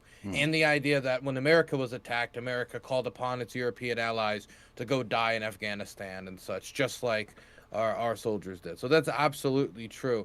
But I do think that it is more transactional than you're giving it credit for. Of course, NATO was primarily the main actor in the Yugoslav intervention and like stopping the continuation of the Bosnian genocide as Serb forces were engaging in like horrific slaughter. They were the ones that actuated the UN mission. Now there's a question about if there was any other option for who else could have actuated that mission, but ultimately NATO was the force that did that. Well, yeah, but the bigger thing, of course, is Russia. You know, NATO was created to keep the Germans in and to keep the Russians out. And in that goal, that very narrow goal, it has been successful. And that's part of the reason why the Russians hate NATO expansion so much. Yeah. And they complain about it so much. And John Mearsheimer whines about it so much. It's because that's why Estonia, Latvia, Lithuania wasn't invaded, but Ukraine was. And I think that should be the main thing about NATO that we should really care about is its deterrence quality. Not whether or not the United States comes to the United Kingdom's aid when the Falklands is invaded, which, is unprincipled on the United States' part, but also is still, it doesn't diminish the deterrence value across the transatlantic. Yeah, there's no doubt that there are some positives to be pointed to, like you say with Serbia or with the deterrence to the Baltic nations. I think there's no doubt about the deterrence to the invasion of the Baltic nations. But I think that can be garnered by any other number of different alliances. And NATO is so obviously the America's kind of vehicle for its imperialism that I don't think that it can be reformed. I think Zach Plansky is correct about that. I think you would have to have some other organization, which America could join, but America would have to join on the basis of vaguely accepting that other people's opinions matter. Rather than it being America just dictating to European nations, and especially like the really annoying thing as a European taxpayer that Donald Trump does is this thing about, well, you need to pay your way, you need to have X percentage of your GDP spent on defense. Like, motherfucker, you're the one that wants to call the tune. You have to pay the piper. If you want to be the imperial overlord, you have to pay for that shit. Like, if we're just going to be left to our own devices and have to fund it all ourselves, well, you can get your fucking listening stations out of my nation that you use to spy on my fucking citizens. That's the thing that's really galling about it. I do want to see your search history, though. I'm still interested in looking at that. It's mainly just slightly weird pornography. Look, it's not that interesting. But look, the American political scene or whatever, the American political establishment has been sort of this way for quite some time. I think that they see NATO as its vehicle to impose its will rather than one of like actually mutually assured safety and security. Maybe it was always that way. Maybe I'm looking back at the past with rose-tinted glasses, but some other organisation needs to be set up that could do some of the good things that NATO does without the negative externalities as well. Hello? Hello? Oh, I can't be heard. 1 second, then I'll reload and try again. The biggest threat to British national security that exists. Am I back? Got you. We were just saying that you're a huge threat to British national security. Well, undoubtedly so, yeah, but they can't kick me out. I've got a passport and everything. I do want to say I do agree to like how much America runs roughshod and how, but I think this is the fault of two things. Number one, Europeans refuse to make the investments necessary so that they can run roughshod if they want to. whether like personal defense investments, or when they do make defense investments, they make defense investments in a politically motivated way, not in a European defense-centered way, i.e., I'm going to spend a lot more money to make these artillery shells in my district, even though it's going to mean a lot more red tape, less time to produce them, less shells ultimately made, and it's going to be a lot more expensive than making them in, say, I don't know, Albania or somewhere where it's going to be a lot cheaper. You're going to be able to run them more often. And you're going to be able to get more like product for the amount of money you're investing, while still allowing you to have things like health care, which as an American would be really nice if we had things like that. Yeah. Well, so Europe has not been great on that, but on the bigger side, Europeans don't take stands across against the United States. When the Danes stood up to the United States on Greenland, the United States backed down. When the Spanish said to Trump, "You're not going to be able to base your planes here," the United States backed down. When the French said, "We're not going to invade Iraq with you," the United States backed down. Now, in all of these instances, you could make arguments that, well, the United States didn't need Spain when it comes to its operations in the Middle East. The United States didn't need France when it comes to the invasion of Iraq, or the United States didn't need X, Y, and Z, but it would have helped, and it shows that when they push back, you know, in many instances, the United States might have to kick rocks. And if the question is between keeping your constituents happy versus keeping the United States happy, ultimately, national leaders should choose the former. And the ones that do tend to be the ones that stick around. And I think that if the Europeans engage with that philosophy more, it will create both a better Europe and a better United States, because we'll spend less time thinking of like Hoi 4 paradox game, like redrawing of the map to make Pax Americana, and we'll think a lot more about our shared security interests. Well, you make a very good point there, but I think it goes against the general thesis you were pushing forward previously. I think it is absolutely true that European leaders have been far too cocked to America, but surely Zach Polanski making these kind of anti-NATO points is exactly the opposite opinion, or the opposite point you were making about the necessity of NATO. That if a person gains popularity by looking after their own constituents rather than looking after America, might be one of the reasons that the Green Party have done relatively well, because they're actually speaking to the priorities of the British people, and that NATO can only exist with Europe cocked, right? I don't know if NATO can only exist with Europe cocked. Originally, NATO could only exist with Germany cocked, in my opinion. That is undoubtedly true, yes. But the historic argument by the French before World War II was, at least the French socialist appeaser section of the French. I mean, it wasn't just them that was appeasers, but why die for Danzig was the famous quote. Yep. But during the Cold War, it was, we'll trade New York for Paris. Will America trade New York for Paris? Will America trade Boston for London? Like, will they engage in atomic war? Berlin for Baltimore, you know, something along those lines. And through the Cold War, that test did seem to at least cause the Russians enough concern that they never seized Berlin. And so I do think that that fundamental underlying collective defense built up over 80 years, like, that is invested value, that is useful. And so if you wanted to talk about all the other functions of NATO, or even doing actual reforms within NATO, but to see the ease at which he says reform NATO, but not really, like, to me, it shows a lack of acceptance of NATO's basic use. Not the idea that NATO should do this, NATO should do that, NATO should be subservient to the United States, but the idea that if Europe is not collectively defending itself, especially with like strong allies, then war on the European continent becomes much more likely. Wars like the war in Ukraine will become more likely in the future. It'll just be other countries besides just Ukraine. Maybe it'll be Estonia, Latvia, Lithuania, maybe Romania, as Transnistria, Moldova, of course, is an ongoing issue, and there is desire for Transnistria and Moldova to rejoin with Romania. What will Russia do in a situation like that when their military bases are threatened over like the concerns of like local sovereignty? Like these are questions where if NATO's not there, there has to be something there that stops the Russians from invading. And it's something that has to be NATO-like, at least when it comes to that basic function. It's an interesting comparison, Berlin for Baltimore, because if a nuclear bomb landed on Baltimore, would anyone be able to tell? You know, I think a few people would be. I would be able to tell. I think I'd be able to tell. Okay. Thank you very much. Okay. I just wanted to have a go at Maryland. Anyway, yes. I know that the point you're making is generally true. In order for any actually mutually defensive pact organization to exist that would be effective, they do have to have that deterrent threat. Like you say, I think the Baltic countries are a very good example of this.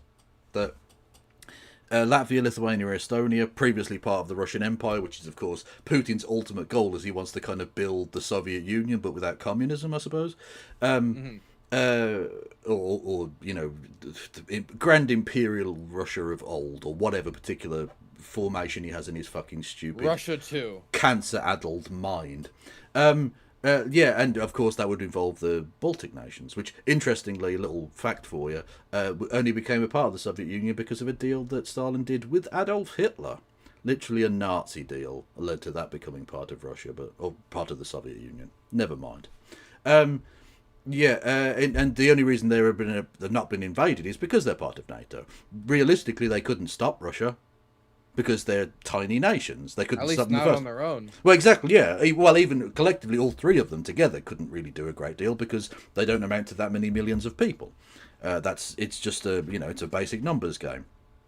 And of course, the fact that Russia is a nuclear-armed nation and has a Baltic fleet in a way that the Baltic countries do not, it would be impossible for them to defend themselves. But NATO, the fact that they're NATO, and you don't want to get nuclear bombs and all the rest of it. I don't even know. Vilnius for Valparaiso or something would be the equivalent. I don't know. Riga for Rhode Island. You get the idea. Riga for Rhode Island is good. I like that. Especially because Riga's bigger, probably, geographically speaking. Anyway, the reason that those countries have not been invaded is because of NATO. And so any defensive pact, be it a European-based one or a reformed NATO or some other NATO-like organisation, would have to have that same heft behind it in order to deter not either Vladimir Putin, because he's going to be gone at some point in the relatively near future, because he's old and Inshallah. ill. Yeah, well, indeed so, sir. I've never supported cancer more than the cancer that is currently eating away at his innards. Melanoma has a chance to do the funniest thing. So at some point he will be gone, but he'll be probably replaced with some other fucking oligarch piece of shit who might not be as mental, but like Russian Bernie Sanders, what do you mean, is going to come out of the woodwork? Well, the same political sort of dynamic that led to his rise still remains, and so garbage in, garbage out type thing. Some other dickhead is going to step into his place, whether it be Medvedev or whoever. Someone will be ensconced, and the same sort of process could potentially continue. And either way, there is going to be a continued geostrategic push between various countries in various parts of the world. The same would apply with, say, China and Taiwan or whatever. That you're gonna have these geopolitical flashpoints, and NATO or some NATO replacement would need to have the same heft in order to stave off that kind of political or geostrategigic threat. So I agree with you on that point, and in that respect, you're going to need America on side, if nothing else. But what we can't, I think, continue to have is Europe being dictated to in the way that America seems intent on doing. And again, the thing is, Trump is bad not because of the things he does. So not just because of the things he says, because essentially he says the quiet part out loud. But Europe has always been aware that the quiet part was there. Even if Joe Biden or Bill Clinton or Ronald Reagan weren't saying it, it was there. Donald Trump is annoying to a lot of liberal people because he says the rude thing. But the rude thing has been American fucking policy towards Europe for decades now. And it's very, very grating for the European electorate. So, one last thing I wanted to... Well, I just want to get through these because it is getting late for you, and it's getting late for me, and I'll make sure that we... I was about to say, it's later. It's later for you, yeah. 2 hours later, yeah, in fact. Yeah. I wanted to read you a different quote by Zach. This is probably what I found most objectionable, honestly. Okay. This was made in April of this year. So, like, we're talking, like, not even 2 months ago. I'm looking at the date right now. I was asked over and over again who I thought was worse, Vladimir Putin or Donald Trump. My answer has always been, oh, wait a second. No, this is the previous statement. Here's the original statement. He made a follow-up statement after Backlash. As horrendous as Putin is, I've never seen him threaten genocide. I've never seen him threaten to wipe out a civilization. Starmer's so-called special relationship is more of a danger than what Putin is doing in Ukraine. Essentially saying that Starmer's relationship with Donald Trump is more dangerous than what Putin is doing in Ukraine, as well as saying that Putin has never tried to wipe out a civilization. Obviously, Ukraine is a civilization. At least I go outside, I see stores, I see all the signs of civilized life. And he does bomb it quite a lot. He does try to wipe it off, like, as a national entity off the face of the earth. That is trying to wipe out a civilization. Definitely when you speak about the destruction of culture and language and the Russification of the school program, the kidnapping of children. I mean, this is completely out of tune, no? Yeah, no, I agree with you. I think this was a big misstep on his part. I don't know if he's clarified or apologised since. I can't... He has. Yeah. If you want, I could read that too. Yeah, if you want to, yeah. I was asked over and over again who I thought was worse, Vladimir Putin or Donald Trump. My answer has always been, I don't think it's helpful to compare oppression. Well, he called it also just not, did the comparison, whatever. All oppression is oppression. I think my answer is even more nuanced. Now, though, as horrendous as Vladimir Putin is, and as despicable as his crimes are, I've never seen him threaten genocide. I've never seen him threaten to wipe out a civilization. I've never seen Keir Starmer claim we have a special relationship with Vladimir Putin, as we shouldn't, or that he's our ally. But we have with Donald Trump. Yeah. Where is the moral consistency here with a man who is literally threatening genocide?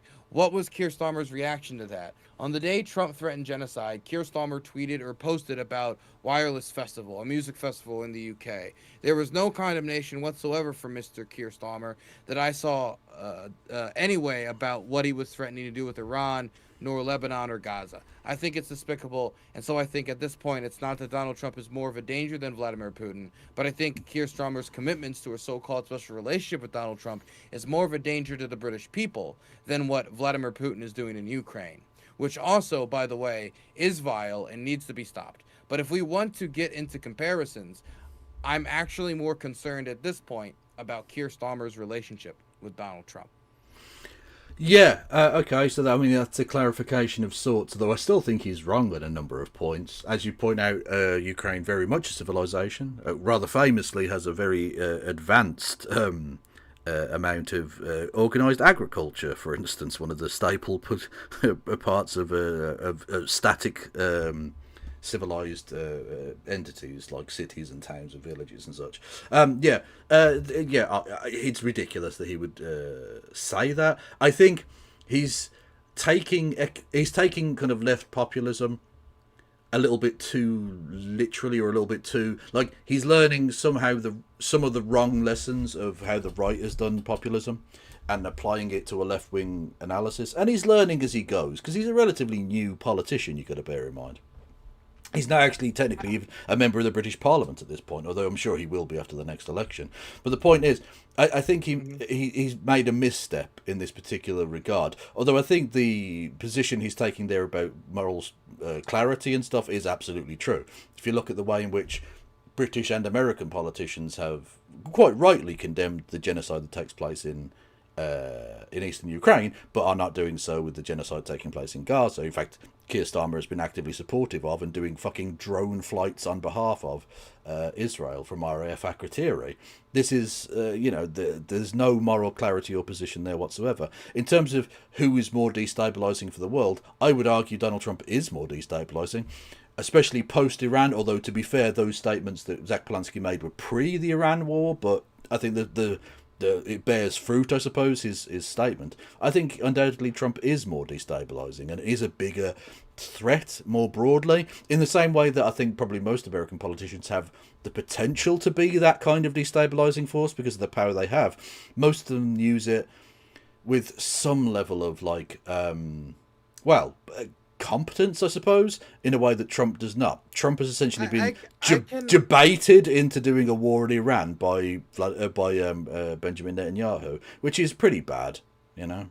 I can understand like saying that Donald Trump is a bigger threat to global stability due to his like general like inability to make a decision and stay committed to it, like his general like you know, his just nature of like making off the cuff decisions, like all of these like his just bad ethics, like these are all things that I could agree to.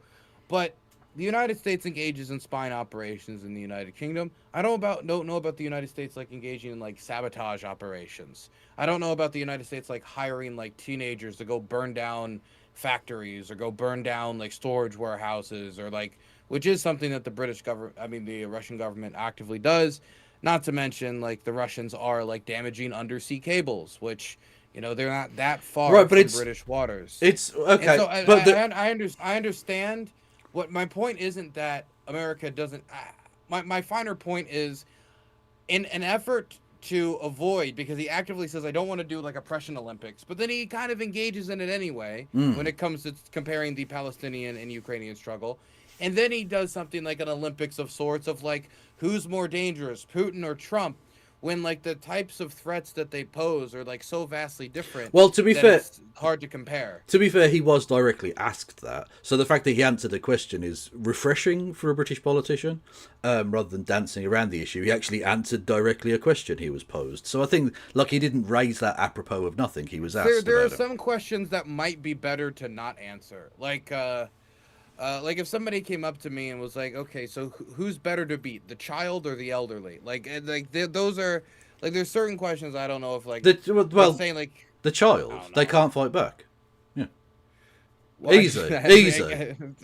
See, but we're going from a different perspective. I was thinking better for humanity, not better for my swinging arm, you know? I wasn't... Well, no, I'm just thinking, how do I most easily take the dub?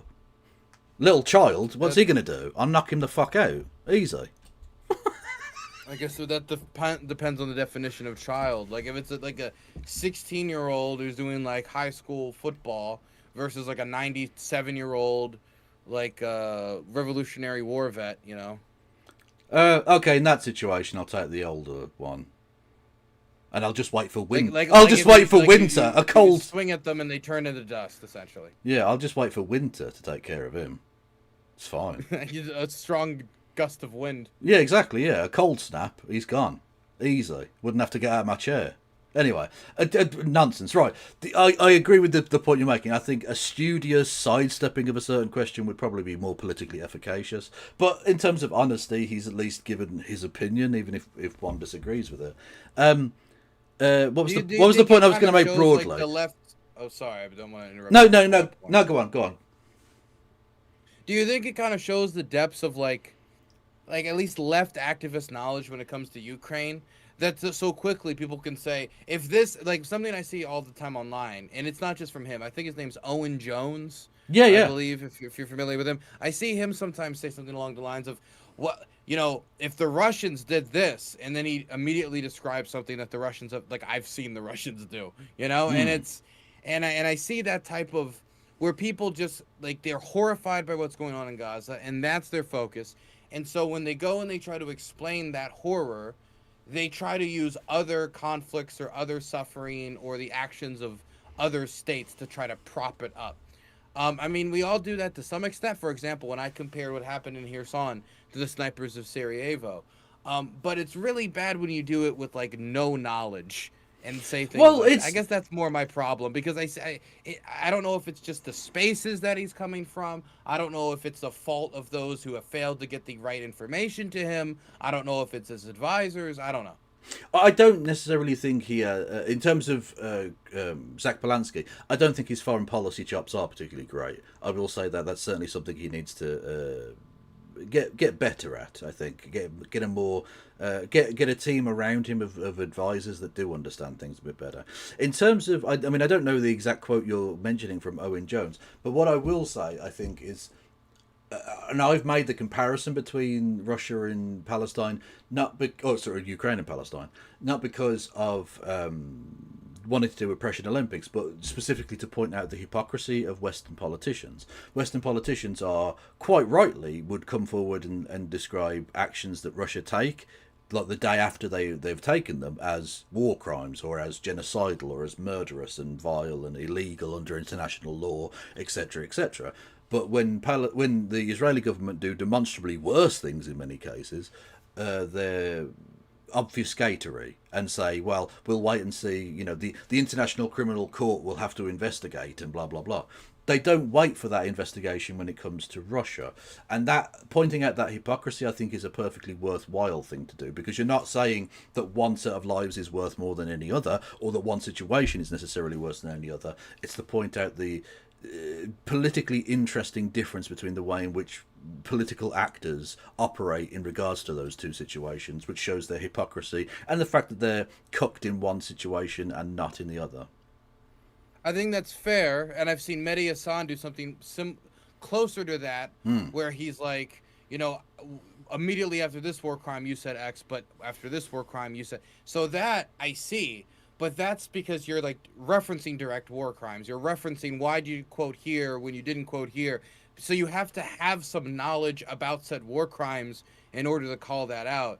Where I see like this idea of like you didn't try to wipe out a civilization, that just comes from like a lack of knowledge. So yeah. I think maybe it would be a more astute comment if he had the grounding of knowing what was happening in Ukraine to be able to make the comment and be able to compare, for example, Stammer's statement about a bombing in Ukraine to a bombing in Gaza or something. Yeah, exactly, yeah. I think you're right there. What he could have done is both answered the question and sidestepped it by saying, if he genuinely believes that Trump is worse, just say that you believe that Trump is worse. And then you don't have to say directly that Putin hasn't threatened to do X, Y, or Z, or that Putin has done X, Y, and Z. You can literally just state why you think Trump is bad, and you don't have to say that Putin hasn't done those things when you don't necessarily know one way or the other, because again, his policy chops in foreign policy aren't that great. He doesn't really understand these things with the level that you would ideally hope he would. And again, he's not going to be prime minister, so you don't really need to worry about it in a direct sense. But what he could just do is then outline the ways in which Trump is bad. And there you don't leave yourself open to the attack. Or not even the attack, but you don't open yourselves up to the possibility of giving intellectual succor to bad actors like Putin and his sort of minions in the West. That's true. Benjamin, we're going to get to the topic I know you're interested in next segment. But I want to thank you for the $25. And then lastly, wrap this up with, did you see what Zach Polanski said about atomic weapons and the Russians? No. What did he say about that? He said, this was back in, I believe this was like near the end of last year, 2025, that he would try to persuade Vladimir Putin to give up his nuclear weapons. Now, I think we both probably know where this is coming from. You know, it's a nuclear non-proliferation argument that, you know, we don't want anyone to have these types of weapons. Someone could talk about whether or not they prevent wider, bloodier wars if you had like a small group, but that's a totally different discussion. From that angle, even from the most like sympathetic angle I can look at this from, where I'm agreeing with him on so many different levels, does it not come off as naive to talk about like convincing Putin to get, like, this is somebody under no circumstance, him or his clique or those who will come after him if they have anything to do with him are going to give up what is one of the few things that allows the Russians to equalize with the Chinese and the United States when they are falling behind on technology, on the economy, on demographics, on everything. On literally everything, to the point where they cannot conduct this war even in their own backyard, and they're going to give up atomic weapons. It just, even if it comes from a good place, it just, I'm more worried about, like, how do you talk to the British public about foreign policy when you don't have that experience, put out statements like this, and not just be looked at as naive. Yeah, that was naive of him to say. I think you can make a perfectly sensible argument in favour of international arms reduction treaties or something like that, doing kind of reviving the kind of SALT protocols and things like that, and trying to reduce nuclear stockpiles. I think that's a perfectly reasonable and actionable policy that he could look into.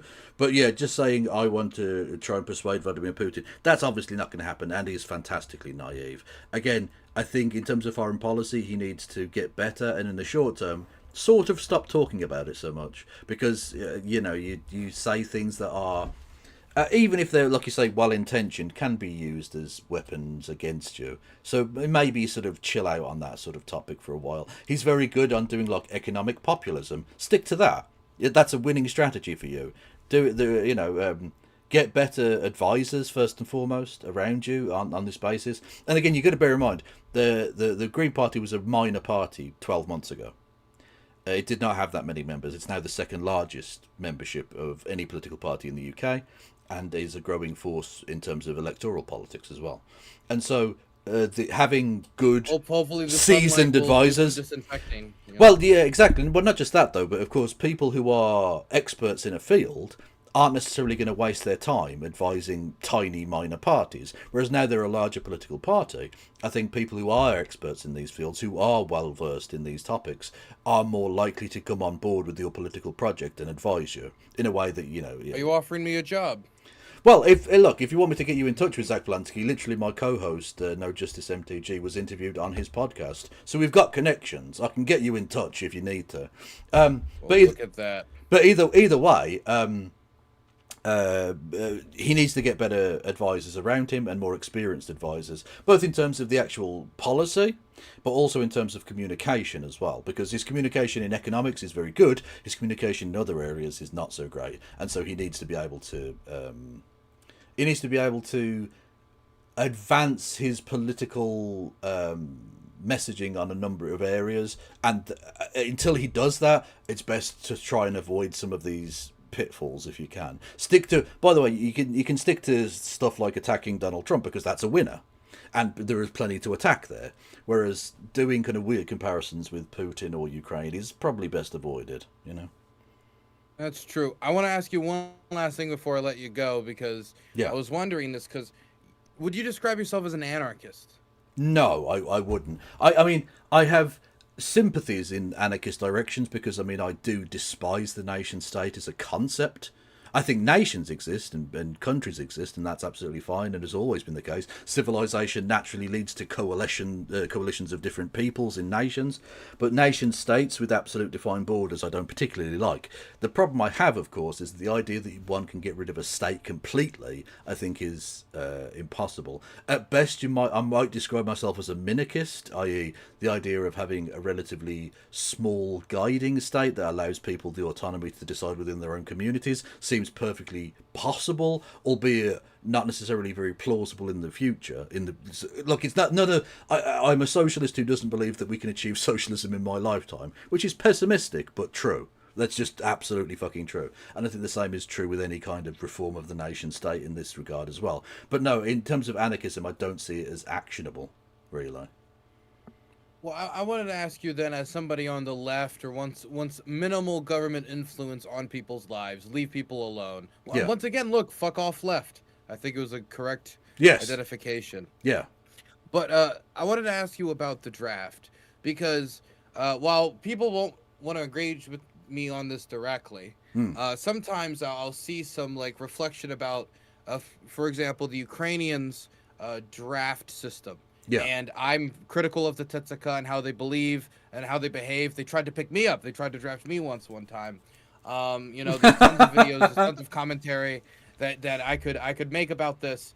But ultimately, when a nation state that represents an ethnic identity is in a fight for survival against another nation state that wants to erase that ethnic identity through aggressive programs, violent programs, torture.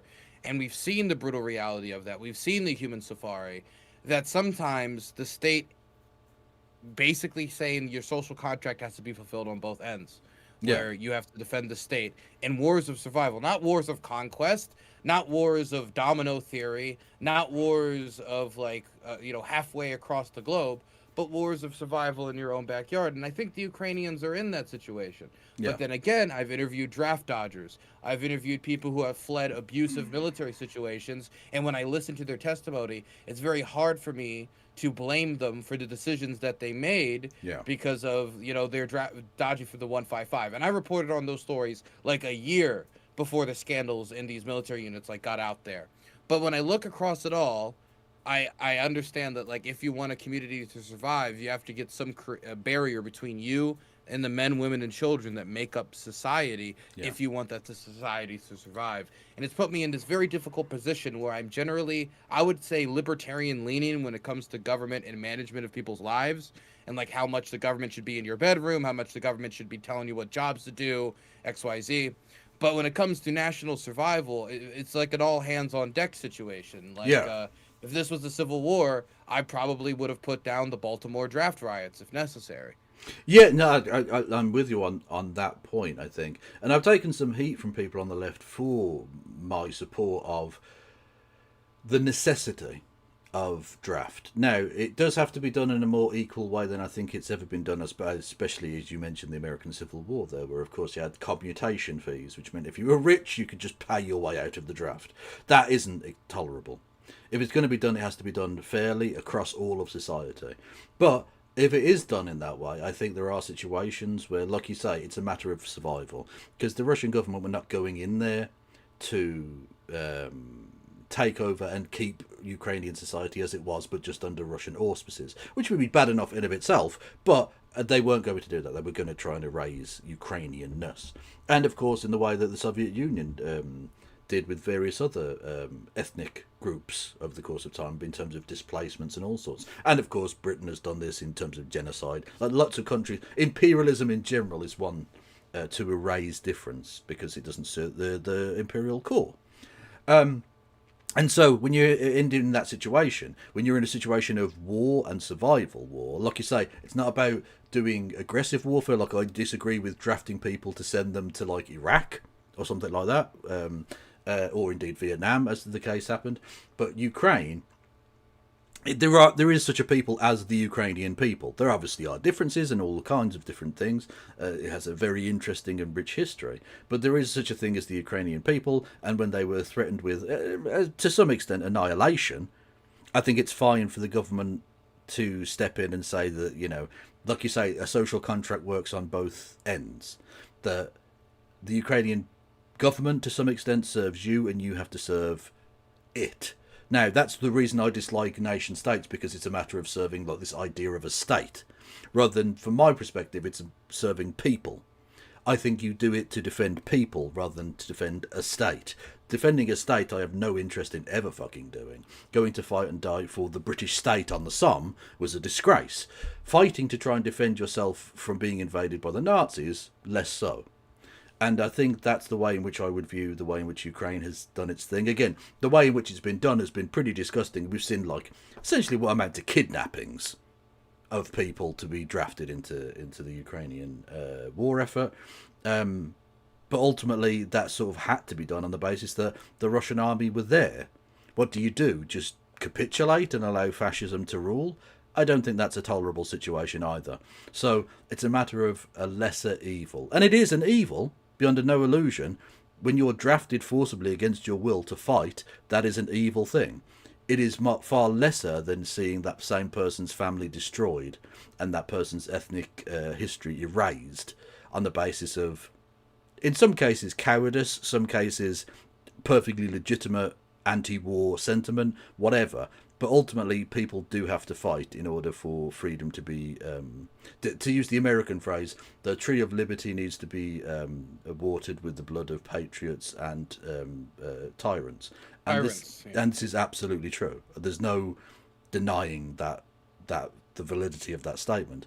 And the tyrants were there, albeit they were often themselves drafted by a tyrant, but the army of a tyrant were there, and the patriots had to step forward and defend their people. Because, of course, we've seen, like you say, with Kherson and various other places, the ethnic genocide that's taken place, the stealing of children, the murdering of any dissidents, literally the erasure of the Ukrainian language These are all genocidal things, and so you can't capitulate to that. And so something does have to be done. It's grim, and it is, like I say, it is evil, but it is a lesser evil. The cost of freedom can be found buried in the ground.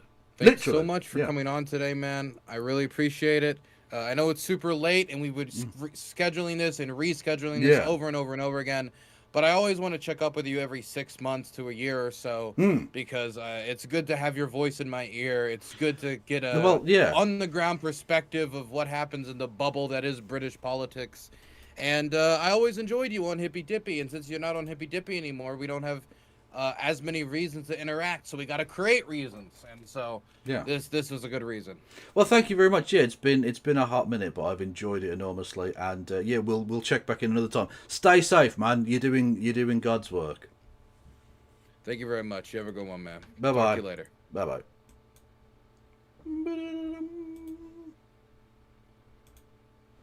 Well, that was nice. I enjoyed that.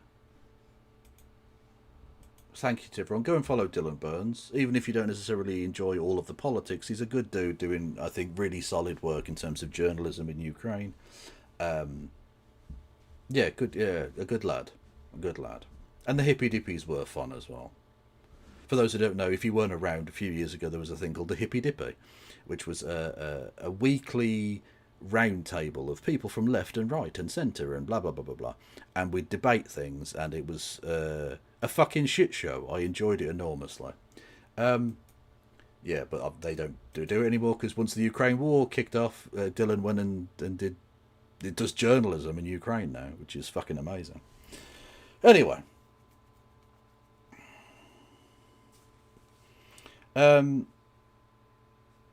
I'm not getting into, no offence, Flow Snake, that's fine, you can make it a point, but I'm not getting into the discussion of what is and is not a nation state at this point.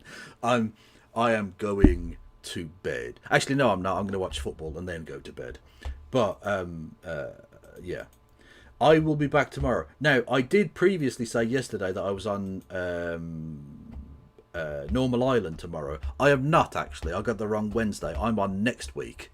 Wednesday next week, because I literally DM'd Curtis saying, can we move the time forward, because by the way, England play tomorrow at 9 p.m, so I'll probably be on early so I can do that and then go to the pub. So I'll probably be on early tomorrow. Yes, but I'm not on Normal Island this Wednesday. I'm on Normal Island next Wednesday. So I'll be on early tomorrow, and then the England play at 9. So I was like, can we move it forward so that we can be done by like 8:30 so I can get to the booze? And it was like, oh yeah, no, we can move it forward. And then messaged me back a minute later. You're not on tomorrow, you're on next week. I am a boob. I am the silliest of the geese. I think it's safe to say. Okay, let's find people to kick everyone over to. Hopefully you enjoyed this. I'll put the bit up on the start on the Palestine Action on the YouTube tomorrow. Or today even, because it's 2 in the fucking morning. Sweet baby Jeebus. Who is going? I'll send you over to Dylan on the YouTubes. Fuck it. I had a good time chatting. I don't think does he do Twitch anymore? I don't think he does. But either way, I'll send you over to who is going. Actually, no, he's on YouTube, on Twitch. Okay, I'll send you over to him on Twitch then. Fuck it. Actually, no, Boy Meets Mini. Yeah, that's a good suggestion. I do like to spread it around a bit. Giggity. Go and say hello to Boy Meets Mini, who is a delightful Indian chap who lives in America and does stuff and things. Yeah. Go and say hello to them. What pub would you recommend watching the football at? In Birmingham? Oh, God. It depends which part of the city you're in. I wouldn't go to the city centre at all, because it's going to be a nightmare. So it depends which part of the city you're in. Anyway, it's too late for this. Right. go and say hello to Boy Meets Minnie and to Dylan. And thank you all for listening and watching. I'll be back later today or something. Free Palestine, free Ukraine, free Cuba, free your mind. No pass around.